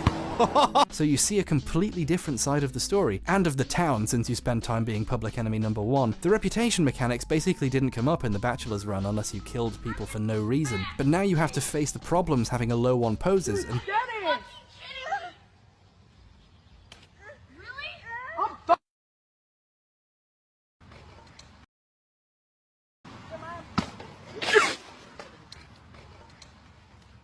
Dennis! I'm gonna beat your ass! Dude, Dennis! Really? I'm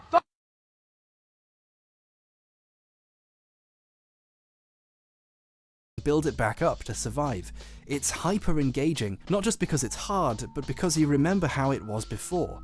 It's the same conjuring trick as Day 2's food shortage. Everything is different and scary all over again. I love it. It's hard, it's punishing, arguably it's incredibly unfair, but I love it. You learn more about aspects of the plot the town jester had no idea about. For example, you are the reason the Stomatins never turned up on Day 2 when cowardly little Dankovsky tried to flee the town. Maria found out about the plan and got you to convince them to stay by telling them you'd invented some cool new alcohol. The Stomatins are really into the local drink, Twirene, an absinthe-like spirit with possibly magical properties, and your medicines actually are derived from the same ingredients, which you can trade with Andre for great stuff. And then, just to keep you on your toes, once you get your reputation sorted, a few days later it all happens again. You get captured by Sabarov's men and thrown in jail, just like you did in Daniel's story. And here's where another aspect of the multi-character structure becomes clear by actively fucking you. When you aren't in control of a character, they make worse decisions than you did. When you talk to him, he talks like the worst of the options you could have chosen. He's naturally more of a dick.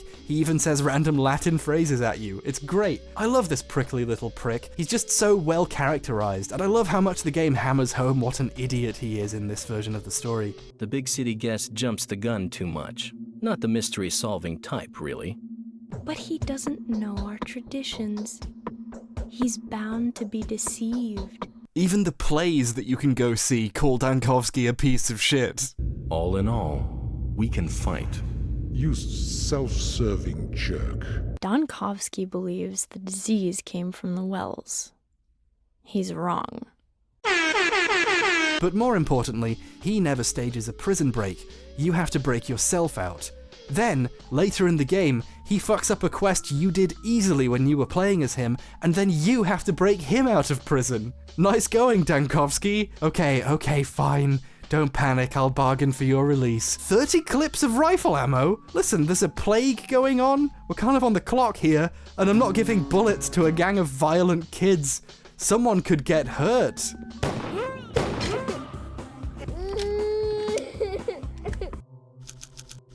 I did it. Someone could get hurt.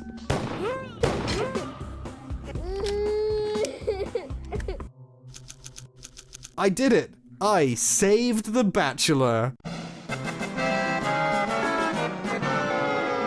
The Haruspex' main quests are to develop a panacea, an actual cure for the plague, to figure out who killed his father, obviously, and to assume his father's duties in the kin, the people of the steppe.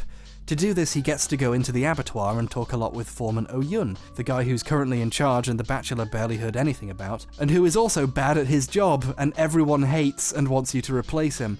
He starts giving you trials to prove your worth. 2 of these trials are he gives you a poison and you have to do something for him before you die of it. I'm not going to say the trials are just tricks to try and kill you, but I don't know. The final trial is to jump into a big hole and die. I'm not really sure about this one, Chief. He says it's a spiritual experience, and your father did this too to take his place in the kin, but no one else says anything about any trials.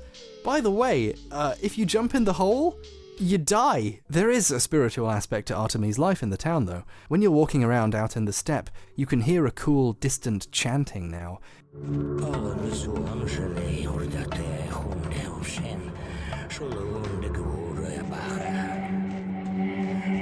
The character later tells you the voice you're hearing is your father's voice. That's really cool. You feel more in touch with the land in his story, and you kind of are. Artemis' medicines are made from plants that grow in the town, and he can actually pick them up when he sees them around the place. The wide open empty space you felt was kind of meaningless as the Bachelor is suddenly rife with items that can help you. You start to literally see the town differently as the Haruspex, and that's just incredibly cool. All the least fun bits of the first playthrough are ramped up to 11. The walking is even more excruciating and circular. The survival mechanics are harder on account of having no money and low reputation a lot of the time and not having as many rich friends. Many of the quests are deliberate in-story attempts to waste your time and get you killed by Foreman Oyun, but you're invested now. The suffering is engaging, and you want to know what happens, how it all shakes out for him. You take the hours of walking in stride, haha. You see all the efforts you go to as proof that you're willing to go through hell and high water to save this town. If you didn't like this game, you wouldn't get to this point anyway, but if you somehow did, it's excruciating, it's awful, you're having a shit time being bored, but if you care about the story, if you've got immersed in the atmosphere and are engaged fully with the survival mechanics and your understanding of how much harder things are now, this is the best fucking time I've had in a game in years. It's still not fun. It's something else. This other thing I can't even describe. It's satisfying in a way I'm not used to games being. In a way, the game is asking you a serious question about whether you're willing to be punished to succeed. If you give up and close the game and stop playing it, you're basically letting the town die without your help, aren't you? Oyun is trying to make you give up and stop playing, and I'm not gonna let him. I'm gonna solve this shit, and I'm gonna cure the town. Just remember to pick up the quest items that drop at your feet, or you have to come all the fucking way back again. You also learn how badly you'd accidentally messed a lot of things up as the Bachelor without even knowing it. Late in the game, when you've learned a lot of the mystery and figured out at last how to make a cure for the plague, but only in extremely limited quantities whose source ingredient is almost impossible to get, there's one side quest where a giant bull mysteriously appears, stuck to a giant stake. The giant bull's blood can be used as a source of the cure. You get some from the bull and make arrangements to get it pulled off the stake and rescued properly the next day, which might even give you enough to save the whole town. Then you remember that when you were the Bachelor, there was a side quest featuring a staked bull surrounded by people, which was a clear health hazard. What if people congregating like that spreads the plague? Or what if they're planning a riot? So you nonchalantly ordered the bull to be burned and thought nothing of it.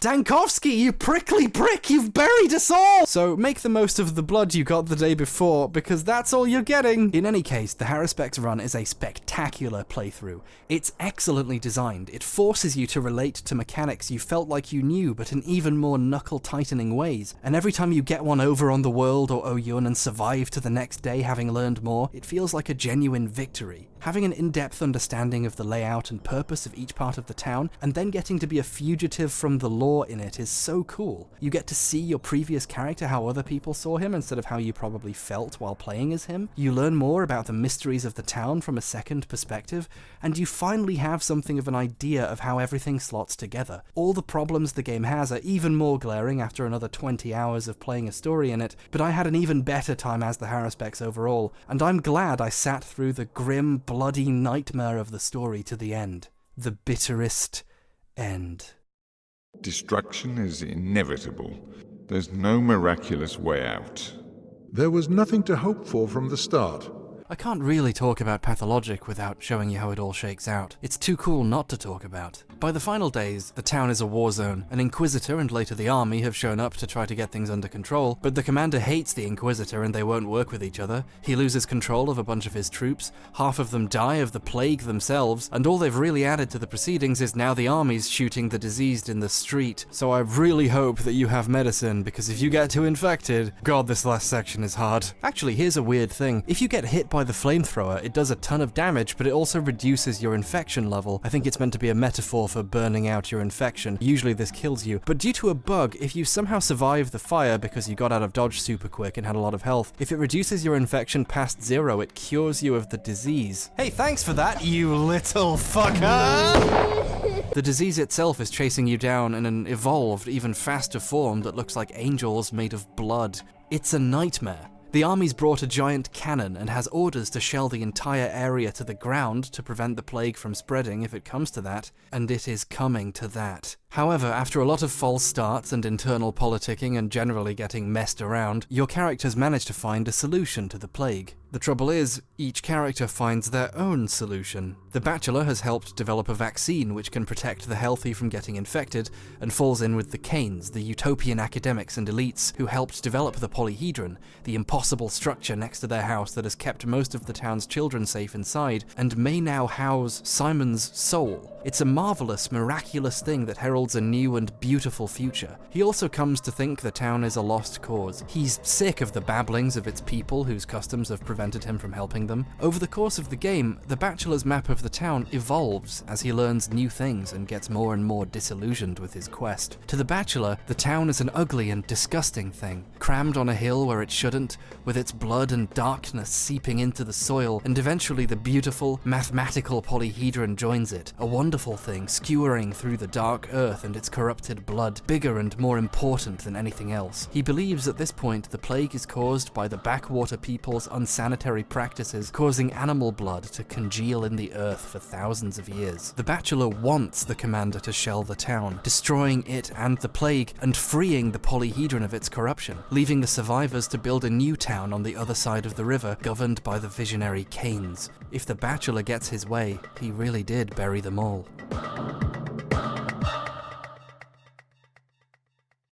The Haruspex, however, is a local of the town and has gotten more involved in the internal struggles, assumed his rightful place as the leader of the kin, and finally gained access to the source of blood he can use to make a panacea and cure the infected, a step closer to defeating the disease than the Bachelor's vaccine. He manages this after a, let's say, mildly tedious final boss fight with the foreman. Yeah, the Haruspex run has a final boss fight in it? Punch him 30 times and he does a quarter of your health each hit. You finally get your revenge on the man who, it turns out, killed your father. His map screen evolves as he learns too, portraying the town as built on the back of a giant bull, with the veins of the world portraying the town as a gigantic organism. Then the polyhedron appears, tearing through the veins, injuring the earth itself. Blood pools at the base of the tower, myopic dreams of utopia scraping a nightmarish wound into the earth. To the Haruspex, the polyhedron caused the plague, and it should be destroyed, so the town can heal.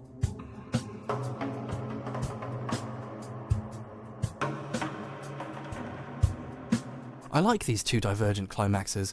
Both characters have such different perspectives and experiences that you can see how they came to the conclusions they did, and it highlights their differing philosophies about the world and how to live in it. Dankovsky wants to transcend the flesh, to defeat death itself, to build wonderful and impossible things. He doesn't really care about average people. He feels like he's too important for them. He doesn't even like them, really. His ultimate medicine prevents infection, shields you from the plague, but doesn't actually stop it killing the people it gets to. An ounce of prevention might be worth a pound of cure, but what about all the people who need curing? They get written off, not just by his version of medicine, but the town itself has to die for him to be certain the plague is dead with it. He'd rather destroy something than risk it spreading the disease, a mistake that actually helped doom the creation of more actual cures. Every choice he made was understandable, and yet it was never enough to actually save most of the people of the town. Artemy is a polar opposite. He's more concerned with curing the sick than protecting the healthy. He gets down in the dirt, the bowels of the earth, and makes tough sacrifices, even killing innocent people, but he does it compassionately to try to end the suffering for real. And protecting the townspeople means protecting them from the high-minded idealism that led to the negligence that failed to prevent the plague early on, and invented the structure that caused it all in the first place. A lot of this stuff is very ambiguous, there's a lot of ways of looking at it, but at least in my interpretation, the game seems very concerned with the tensions between the utopian dream of a better world and the actual people who have to build it and live through the follies that come with these projects. It's hard not to notice this Russian game's parallels with the history of the Soviet Union. As for the Changeling, I can't be bothered. I mean, come on, do I really need to do a third 20-hour playthrough and then explain all of that? I'm sure nothing that interesting happens in it. These endings don't just happen on their own, however. Left to its own devices, at the end of the 12th day, the army destroys everything and the bad ending happens. In order for your character to successfully get their ending, none of their bound can be sick. They have to prove that they're a good doctor, which means doing the main quest on time every day, and if you didn't, you have to cure the ones that got sick. You can do this by using the panaceas or schmauders you found over the course of the run, so if you didn't use them yourself or sell them for tons of cash, they're a kind of get-out-of-bad-ending free card per person who got ill. If you prove you've done your duty as a doctor, you're let into the cathedral to argue your case, and when the day ends, you get your character's ending. Yay! The end. But on the same day, you also get letters from the other two characters. They both still have their own ideas for what needs to be done about the plague, but because you weren't in control of them, they kept messing up. Their plotlines weren't quite as successful as they could have been, and a bunch of their bound caught the plague. They plead with you to help cure them so they can argue their case too, and if you cure all of them, you can invite them to the cathedral and actually pick their ending instead of yours. You can tell the commander to go with someone else's idea if you get them a seat at the table. Then you get their ending instead, and in the Classic HD edition, you get an achievement for it. That's nice. You get that ending instead. Cool. But if you do manage to invite someone else, something else happens too. You get a letter from the powers that be, inviting you to the polyhedron. You only go there like twice as the Bachelor and once as the Haruspex, and you never go very far in. Only those with young, unsullied creative minds can see it for more than a series of small rooms. This time you can descend to the very bottom to meet the gods of the world. Major spoilers from here on out, folks. This is the secret shit half the people who finished the game never even learn. Here we go.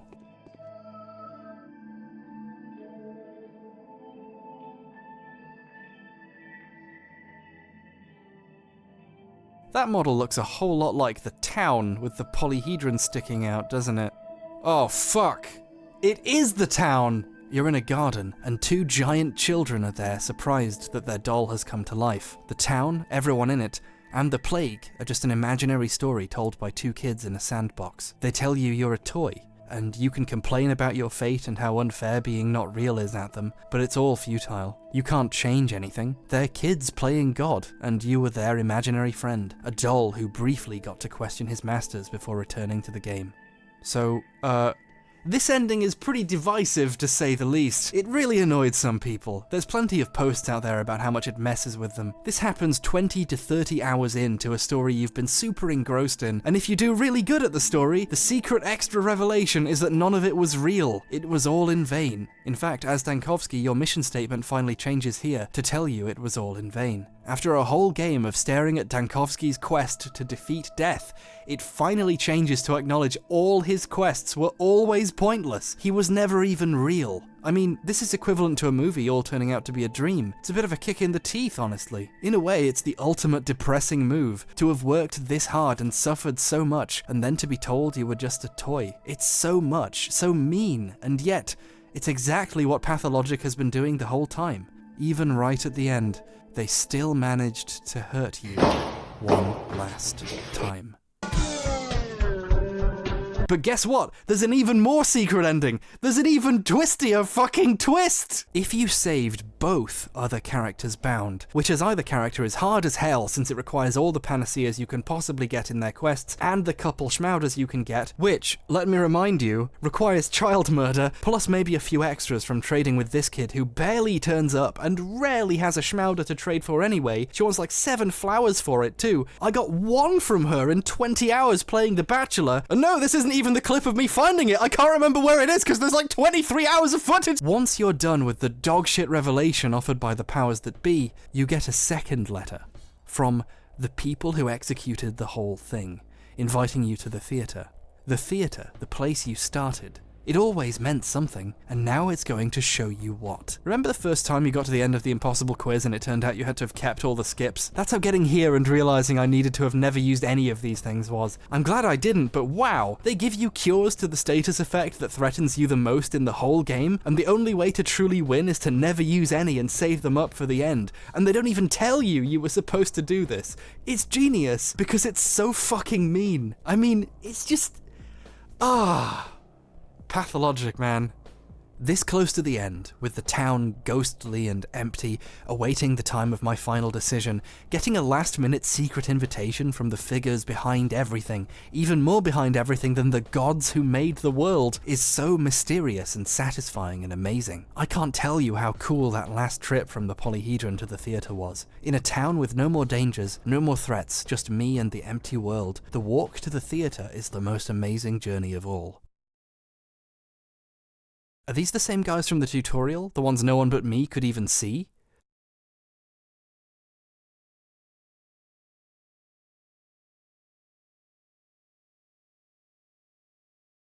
Oh my god. These aren't the people behind the events. Well, they are, but they're more than that. These are the developers of the game! Holy shit! The final secret is a chat with the developers. The first thing they do is point out the children aren't real either. And I mean, they're right too. None of this is real. Why would you be annoyed by the "it's all a game played by children" twist ending? It is all a game! You always knew that. You're literally playing a game. The whole point is that games feel real, even though they aren't. That's what suspension of disbelief is. You never really believe a game is real, but you briefly pretend you don't not believe, to engage with it. And the game gave you a shitty twist, just to make you wonder why that twist hurts, when it's just telling you something you already knew. God, what a cool double twist. I love this so much. You even get to pick whether to talk as the character or as yourself. God, this is cool. In reality, all games are a conversation between you and the developers. All Pathologic does is rip down the curtain at the end and show you that's what it was, and tell you that's okay. It's fun to spend time in a world someone else made for you. It never had to be real to be real. Oh god, forgive me if my speech is unclear or absurd. I'm still reeling from this, even writing the script after playing the game, and even saying it now. I love this. I can't even communicate it, and that's what I've been trying to do for tens of thousands of words now. It's so good. Anyway, time to go pick my ending. You can say a final goodbye to a bunch of the main characters on the last day and talk about what might happen next. Each of your bound has a thing to say to you. As the Haruspecs, if you got to meet the creators, you can taunt the Inquisitor as the player with the knowledge that she's all pretend. And as the Bachelor, hey, Changeling, you've been weird and talking about how transcendent and special you are this whole time, but did you know this is all just a game played by children? Wait, what? She knows? She knows? How long has she known? What the fuck was happening in the Changeling story? So, it's all about trickery to you? No. I detest trickery. But if we ourselves are to suffer deception, our hands are no longer tied.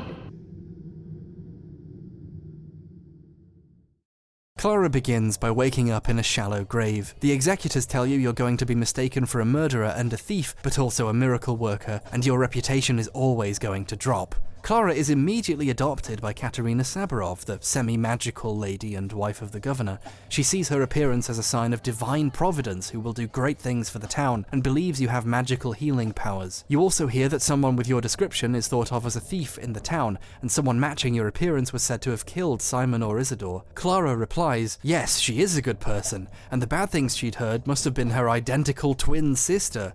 Huh. Is that an in-character fact about us? Or did our character just tell a lie? Well, it's both. How is that possible? Fuck you! The Saburovs task Clara with proving she has healing powers. You hear there's been some violence out in the steppe. Some guys tried to stop a murderer escaping the town and got fucked up. That sounds weirdly familiar. And while you're there, you probably get into a fight with the looters. And here's where you find out Clara's combat is hilariously terrible. I mean that literally. I was cackling when I discovered how shit this is. Clara doesn't have a fist-fighting animation. Instead, she kind of waves her hands around, all magic-like. It's a very slow attack, and it does even less damage than the previous character's attacks. Oh, and she has tiny hands, so she can't use any weapons or guns, except for one shitty gun that sucks. So good luck in fights as Clara. 45 hours and 2 earth-shattering revelations in, and the game's still finding ways to destroy me. This is the devs saying, okay, we know you've probably figured out how to fight in this game now, so what if it was even harder? From any kind of typical design standpoint, this combat is horrendous, but it works because at this point, you know the developers are just messing with you for fun. It's like when a close friend is rude to you, but in a cute way you both think is funny. That's the kind of friendship you have with the developers now. I mean, to even get here, you might have even met them already. You then find the injured man you're supposed to save, and you find out it's not a man, it's, hey, remember this guy? In this version of the story, the Harrisbecks tried to kill the kid, and the kid was injured but got away. Because, you know, he's not as good at stuff when you're not in control, that sort of thing. From the kid's perspective, and Clara's, he's a monster who tried to kill a kid, but from being the Harrisbecks, you know what was on the line. It's cool storytelling. You see Artemis' side, but you also have to recognize that he's far from an innocent man here. Luckily, he doesn't have as much blood on his hands this time, it seems, especially since we're going to help the boy. Anyway, you lay on your hands to heal the kid and complete the quest for— oh, he's dead! So Clara's powers, if she has them at all, don't seem to quite work how you expect, at least not for healing traditional wounds. The man who was supposed to serve as a witness to your healing hands, far from assuming you're a charlatan or a demon or a murderer, actually still believes you're a hero though. He decides the kid had been judged by your power as a sinner and then killed instead of healed. He thinks your power is the divine working through you in mysterious ways. Consider yourself purified. You still have to prove you can heal people, but he's basically sold on you as a divine being. I'm not sure how to feel about this version of the story. In a really good way, Harrisbecks made a very tough choice and had to live with it, but I think it might actually be even more bleak to have a story where a character tries to heal the child of their wounds, accidentally kills them, and is heralded as a miraculous hero anyway. I love this stuff, it's horrible. It makes my skin crawl. With the harder fighting and the constantly lowering reputation you have to actively keep up by doing good things, the game is pathologic at its most pathologicist. You have to do good things all the time. Give money away, give up on your medicine, kill baddies with your awful attacks, and so on. Bachelor has a hard spike on day 2, and Harrisbecks has 2 hard spikes at the beginning and partway through when he gets captured, but Clara is constantly swimming against a current of negative press. Someone who looks exactly like her has done a lot of bad things. You have a new set of Bound, of course, all the remaining main characters who weren't in the first 2's care. As always, your job is to protect them from getting infected or dying. Wait, the foreman of the abattoir? Oh, that's not gonna end well. Clara's story has a lot of little extra things in it to learn about character relationships and choices. Lots of them are too small to go into depth about, but at times it was like a victory lap, the writers creating an extra post-playthrough story for a character with a magical ability that justifies them learning all kinds of new things. It's another way of exploring the richness of the story. You're still interacting with and causing the story to play out the way it does, but you have the strongest idea of why it all worked out now with 2 stories worth of hindsight. When you talk to the foreman who gave the Harrisbecks so much trouble and help him verify Artemis a legitimate heir to his position, this conversation causes him to devise the trials he tormented you with when you were playing the other story. He comes up with them on purpose to get rid of Artemis. Thanks, Clara, which is how it felt like as the Harrisbecks, but getting that confirmation is really something. On top of that, the thing where the other player characters are worse at their jobs is cranked all the way up. After the first few days, the Bachelor and Harrisbecks' relationship breaks down so bad, they're actively trying to hunt each other down for much of the story. You get letters from their allies asking you to find them and warn them the other is coming for them, and you can even rat their locations out to each other for money and medicine. It's fun seeing how the worst possible of their timelines plays out when you aren't stopping either of them from being jerks. That said, it's clear that Clara is the most rushed of the stories. You can tell mainly because a lot of the side quests are the same side quest each day. For the second half of the game you have 3 side quests every day and they're always the same. 2 of them are to warn the Bachelor and Harrisbecks about each other, and the third, well, Clara starts getting letters or possibly dream messages, but it's in the letters menu, from her twin sister, the evil Clara, who is hiding out somewhere new in the town each day. If you don't find her based on cryptic messages and get her to leave, which takes a lot of sleuthing and running around infected houses, the district she was hiding in will be permanently infected for the rest of the game. It's creepy talking to your own character too. Whenever you find her in a house, she's always facing away from you, and it's super weird.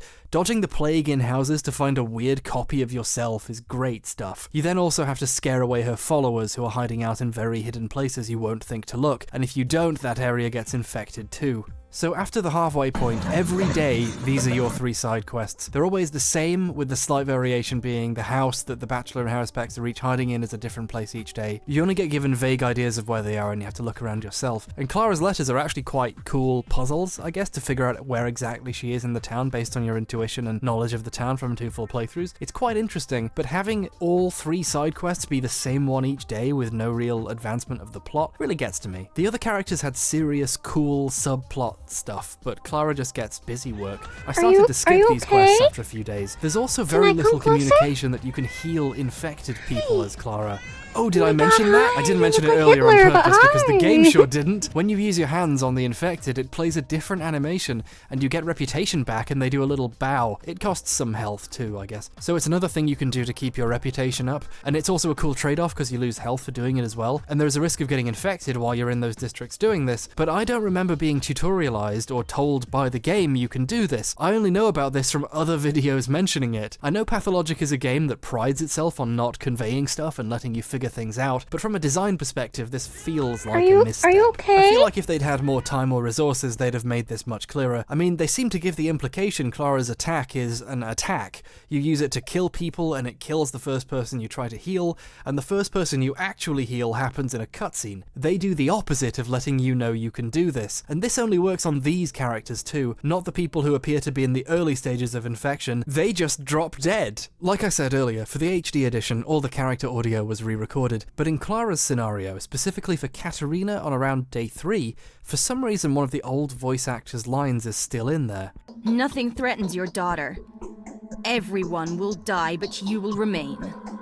I feel like this sort of oversight probably happened because development of Clara was rushed, even for the HD version, and an old line slipped through and didn't get caught, which makes sense. A very small amount of players ever get to the point this could happen, and I'm glad they spent the time elsewhere instead of triple-checking all the voice lines for every character for every character's story, but it's at least a good indicator of how generally rushed some of the Changeling's stuff is. It's a minor thing, but it points to the major thing. Or at the very least, I noticed it, and I want to pretend that I can make a point out of it. Overall, if you were interested in Pathologic's story, Clara's route is really satisfying. If you're not, it's just more text, and combat even more frustrating than before, and yet more walking, but it's much more rewarding and forthcoming with information than the others. You put the work in, you played 20 to 40 hours of story, now lots of the missing pieces you were curious about can get filled in. The story isn't pulling its punches either. They know you've already played the game once. I love a lot of sequels to movies and games where they don't need to re-establish or explain the simpler stuff, they can just go nuts with established material and ideas, and this really hits that spot. It gets kinda meta toward the end too, so it's all about trickery to you? Wherever have you come from?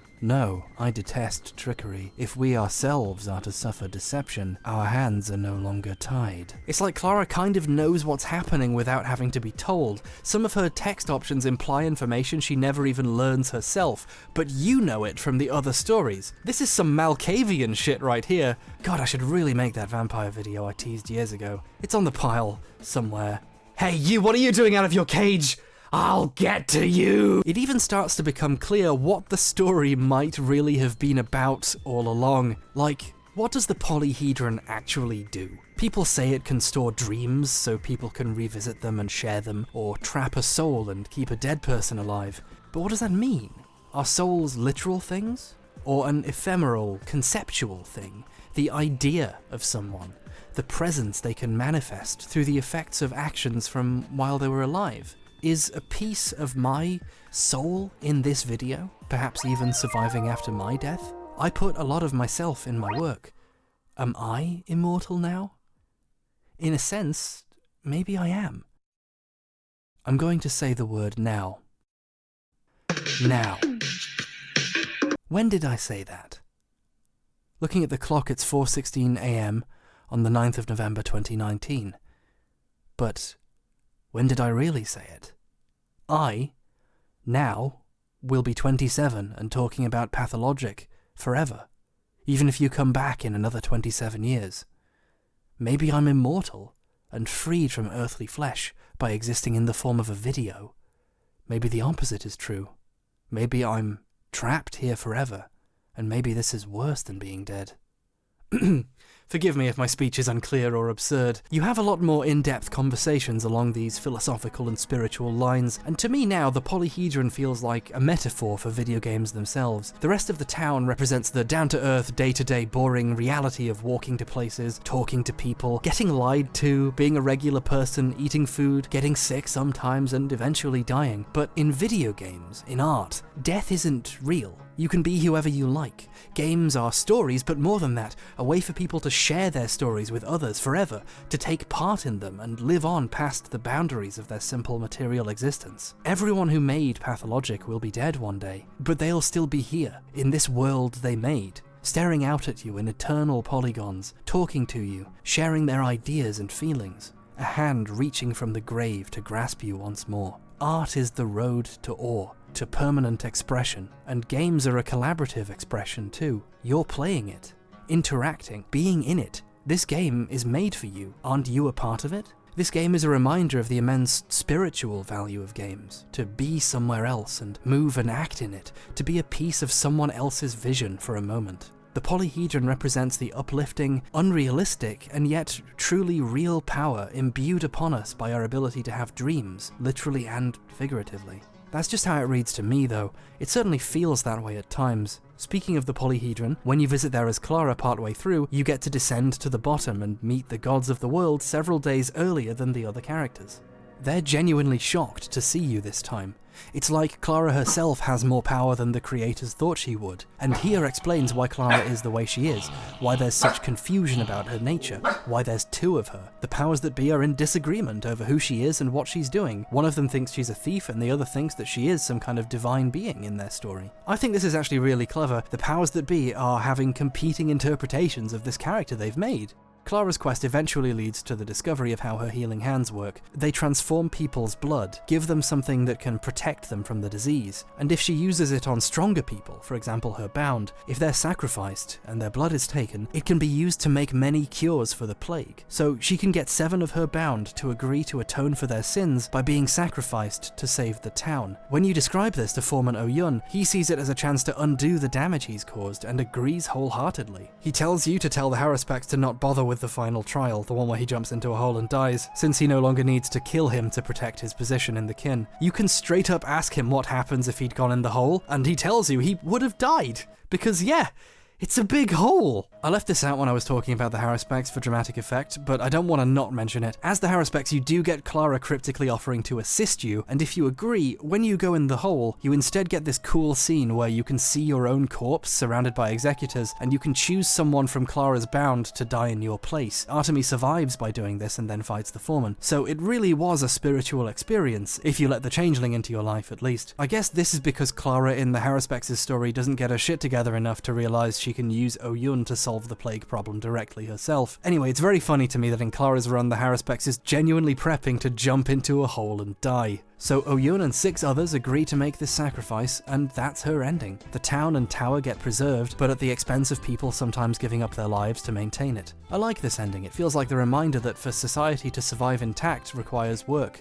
and sacrifice to protect itself from its own internal tensions and contradictions, that sort of thing. Clara's map evolutions are suitably miraculous. Instead of either the town or the tower being monstrous, the tower is a part of the town, harboring some new thing, a dream, a life, the future, and the town is feeding it. It's a symbiotic relationship, which takes sacrifice, but which might be worth preserving. And the sky is dreamlike, reflecting either Clara's more miraculous, fantastical perspective, or her knowledge that the world really is a dream of sorts. Clara's first extra ending is nothing special. You've already met them once in this playthrough, so there's no real revelation here. Hey guys, it's me again. 3rd time round now. How's it going? Whoa, fuck. Okay, that's cool. The game keeps being meta about all the things I think it won't address. Like, just when meeting the developers was starting to become a repetitive idea, here it is getting one-upped by the 3rd go-round, making fun of how that's starting to feel. And here in the game, Clara kind of validates my thoughts about the town and the polyhedron, talking about these characters as if they're fragments of real people. And in a way, I really do feel like I know these people now. I've spent a lot of time with them, in their world, experiencing their creation. You can even ask them more directly what the other characters' stories were supposed to be about. It's a fantastic send-off getting to discuss the story with its creators. Holy shit! That's so fucking cool!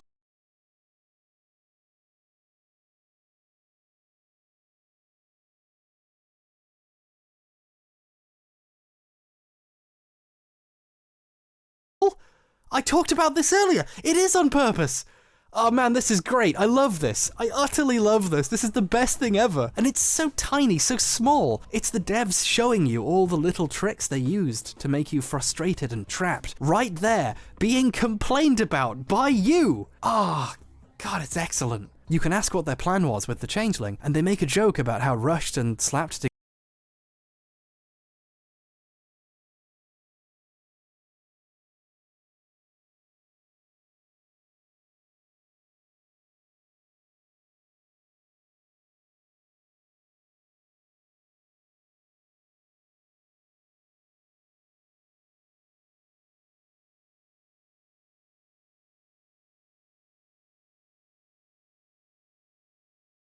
together it was. That's fun. I like that they're acknowledging things the player would definitely have noticed about this by now. It feels personal and real. They're not resting on their laurels and being pretentious about themes or ideas. They're apologizing for things they knew they got wrong and even making a joke at the expense of this own indulgent last part. What a great ending. God, I've loved the story of this. I wish I could have gone into more detail about it, but just talking about the things that jumped out to me the most has taken this long. It's been genuinely super awesome. Even though it's all fake, it's all just a kid's game, and on top of that it's all just a video game, I feel a sense of achievement for having stuck with it in a strange way. Also, I quite like how hard you have to work to achieve the actual good ending. Like, the Bachelor's ending is just, like, fucked. He's such a shithead. And the Harrispex ending does kind of destroy a really awesome, cool invention. It's only by actually playing through the whole game at least twice that you get the chance to really get a decent ending for people. Breathe it in.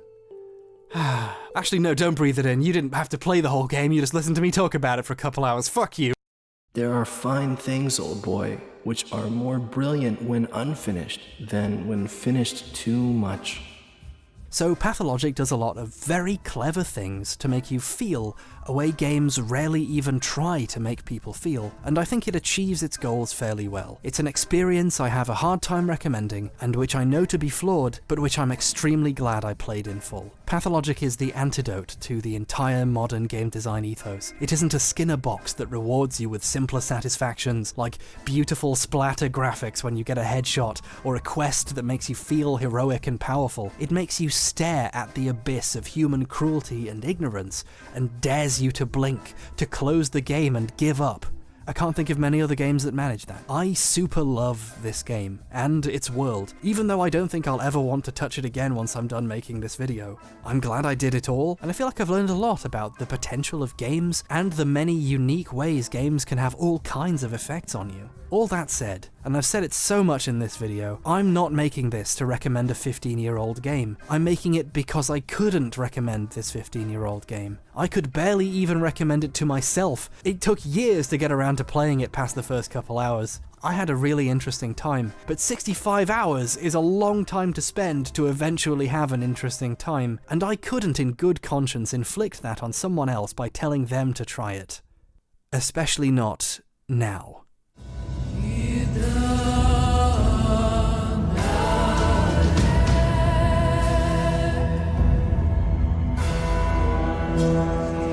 So, yeah, love Pathologic, amazing game, one of the best games ever, artistic masterpiece, but don't play it, it sucks. Luckily, there exists a game that does everything Pathologic 1 does wrong, right. A game I can recommend so much more. That game is Pathologic 2. You don't have to play 1 to understand 2, especially not now that I've told you everything you need to know about it. When I sat down to play Pathologic 2, I cynically assumed it would be a compromised version of 1, graphically and technically improved, but lacking the sorts of bold design elements that contributed to making the original so unique. Like, making a game like Pathologic more accessible and understanding for a newer audience, making it more engaging to play even, would surely mitigate what it did best. I've never assumed so wrong. It's even more horrifying, even harder, and a massive step forward in every possible way. Except the music. The music in 1 is better in my opinion, but the music is still incredible stuff, like top 10 best music in games, no question.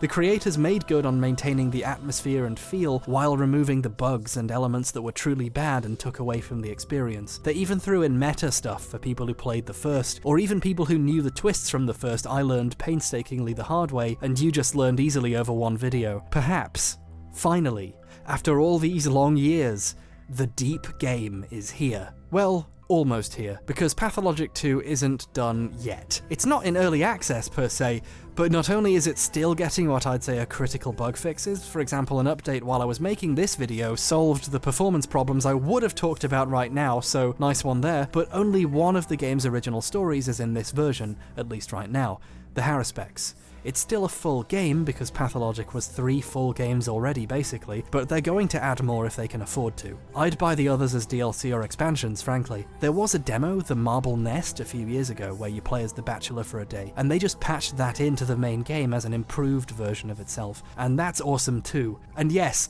The Bachelor is even more of a shit. I love him. Truth does not do as much good in the world as its counterfeits do evil. God, what a great character. I love him so much. He's so well written as an insufferable fucker. Oh man, he's great. I swear to God, I'm gonna cosplay as him first chance I get. Pathologic 2 isn't exactly a There. Sorry, I've spent hours and hours recording this voiceover. The game isn't exactly a blockbuster smash hit. It's a niche sequel to a barely known cult classic from Russia a decade ago, loved mostly by native Russian speakers and Western pretentious nerd critics. That's not a jab at pretentious nerd critics, I'm one of those. Did you hear that fucking bit about this video having a soul? Come on, let's not pretend I'm any better. But even if we love it, we're not exactly a huge demographic. I don't tend to do calls to action in my videos. I like to let people make up their own minds about what to do with their lives or whether a game is for them.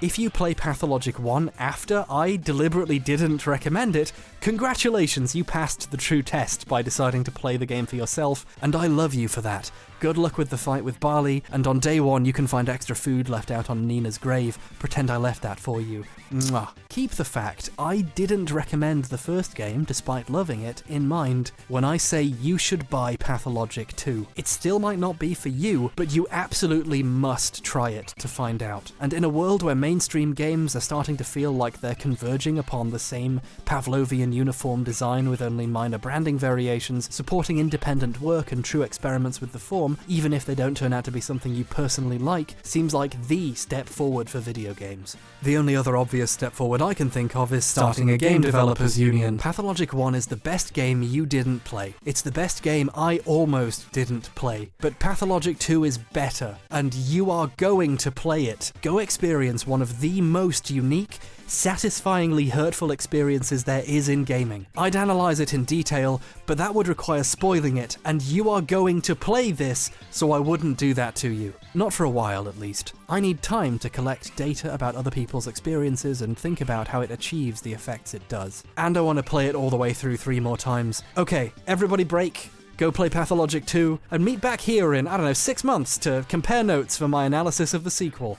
Oh, and whatever you do, don't take the Traveler's deal! You weren't supposed to take the deal, Brent!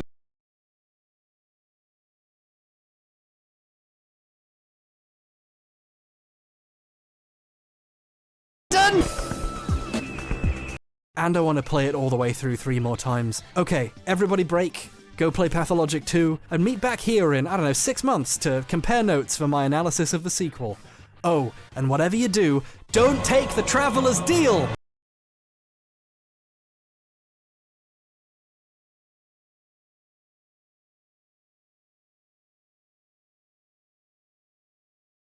You weren't supposed to take the deal, Brent!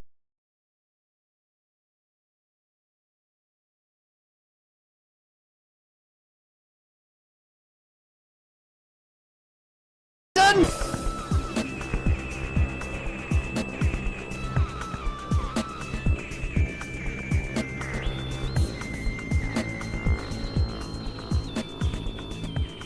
Hey, thanks for watching all the way, friend.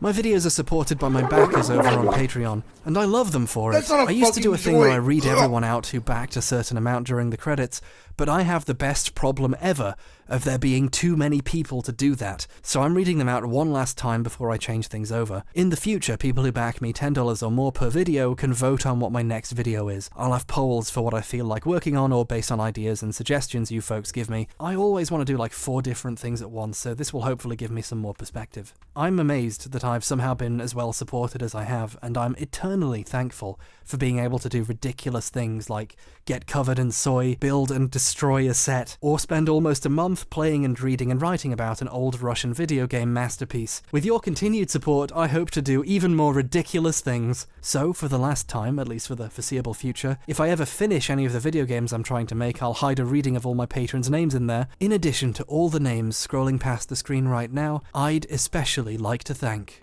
Gay Rosenkrantz, 8 Goblins in a Trenchcoat, @CoinCellPro, Loser Melt, Lester Alfruff, Lewis McDermott, Light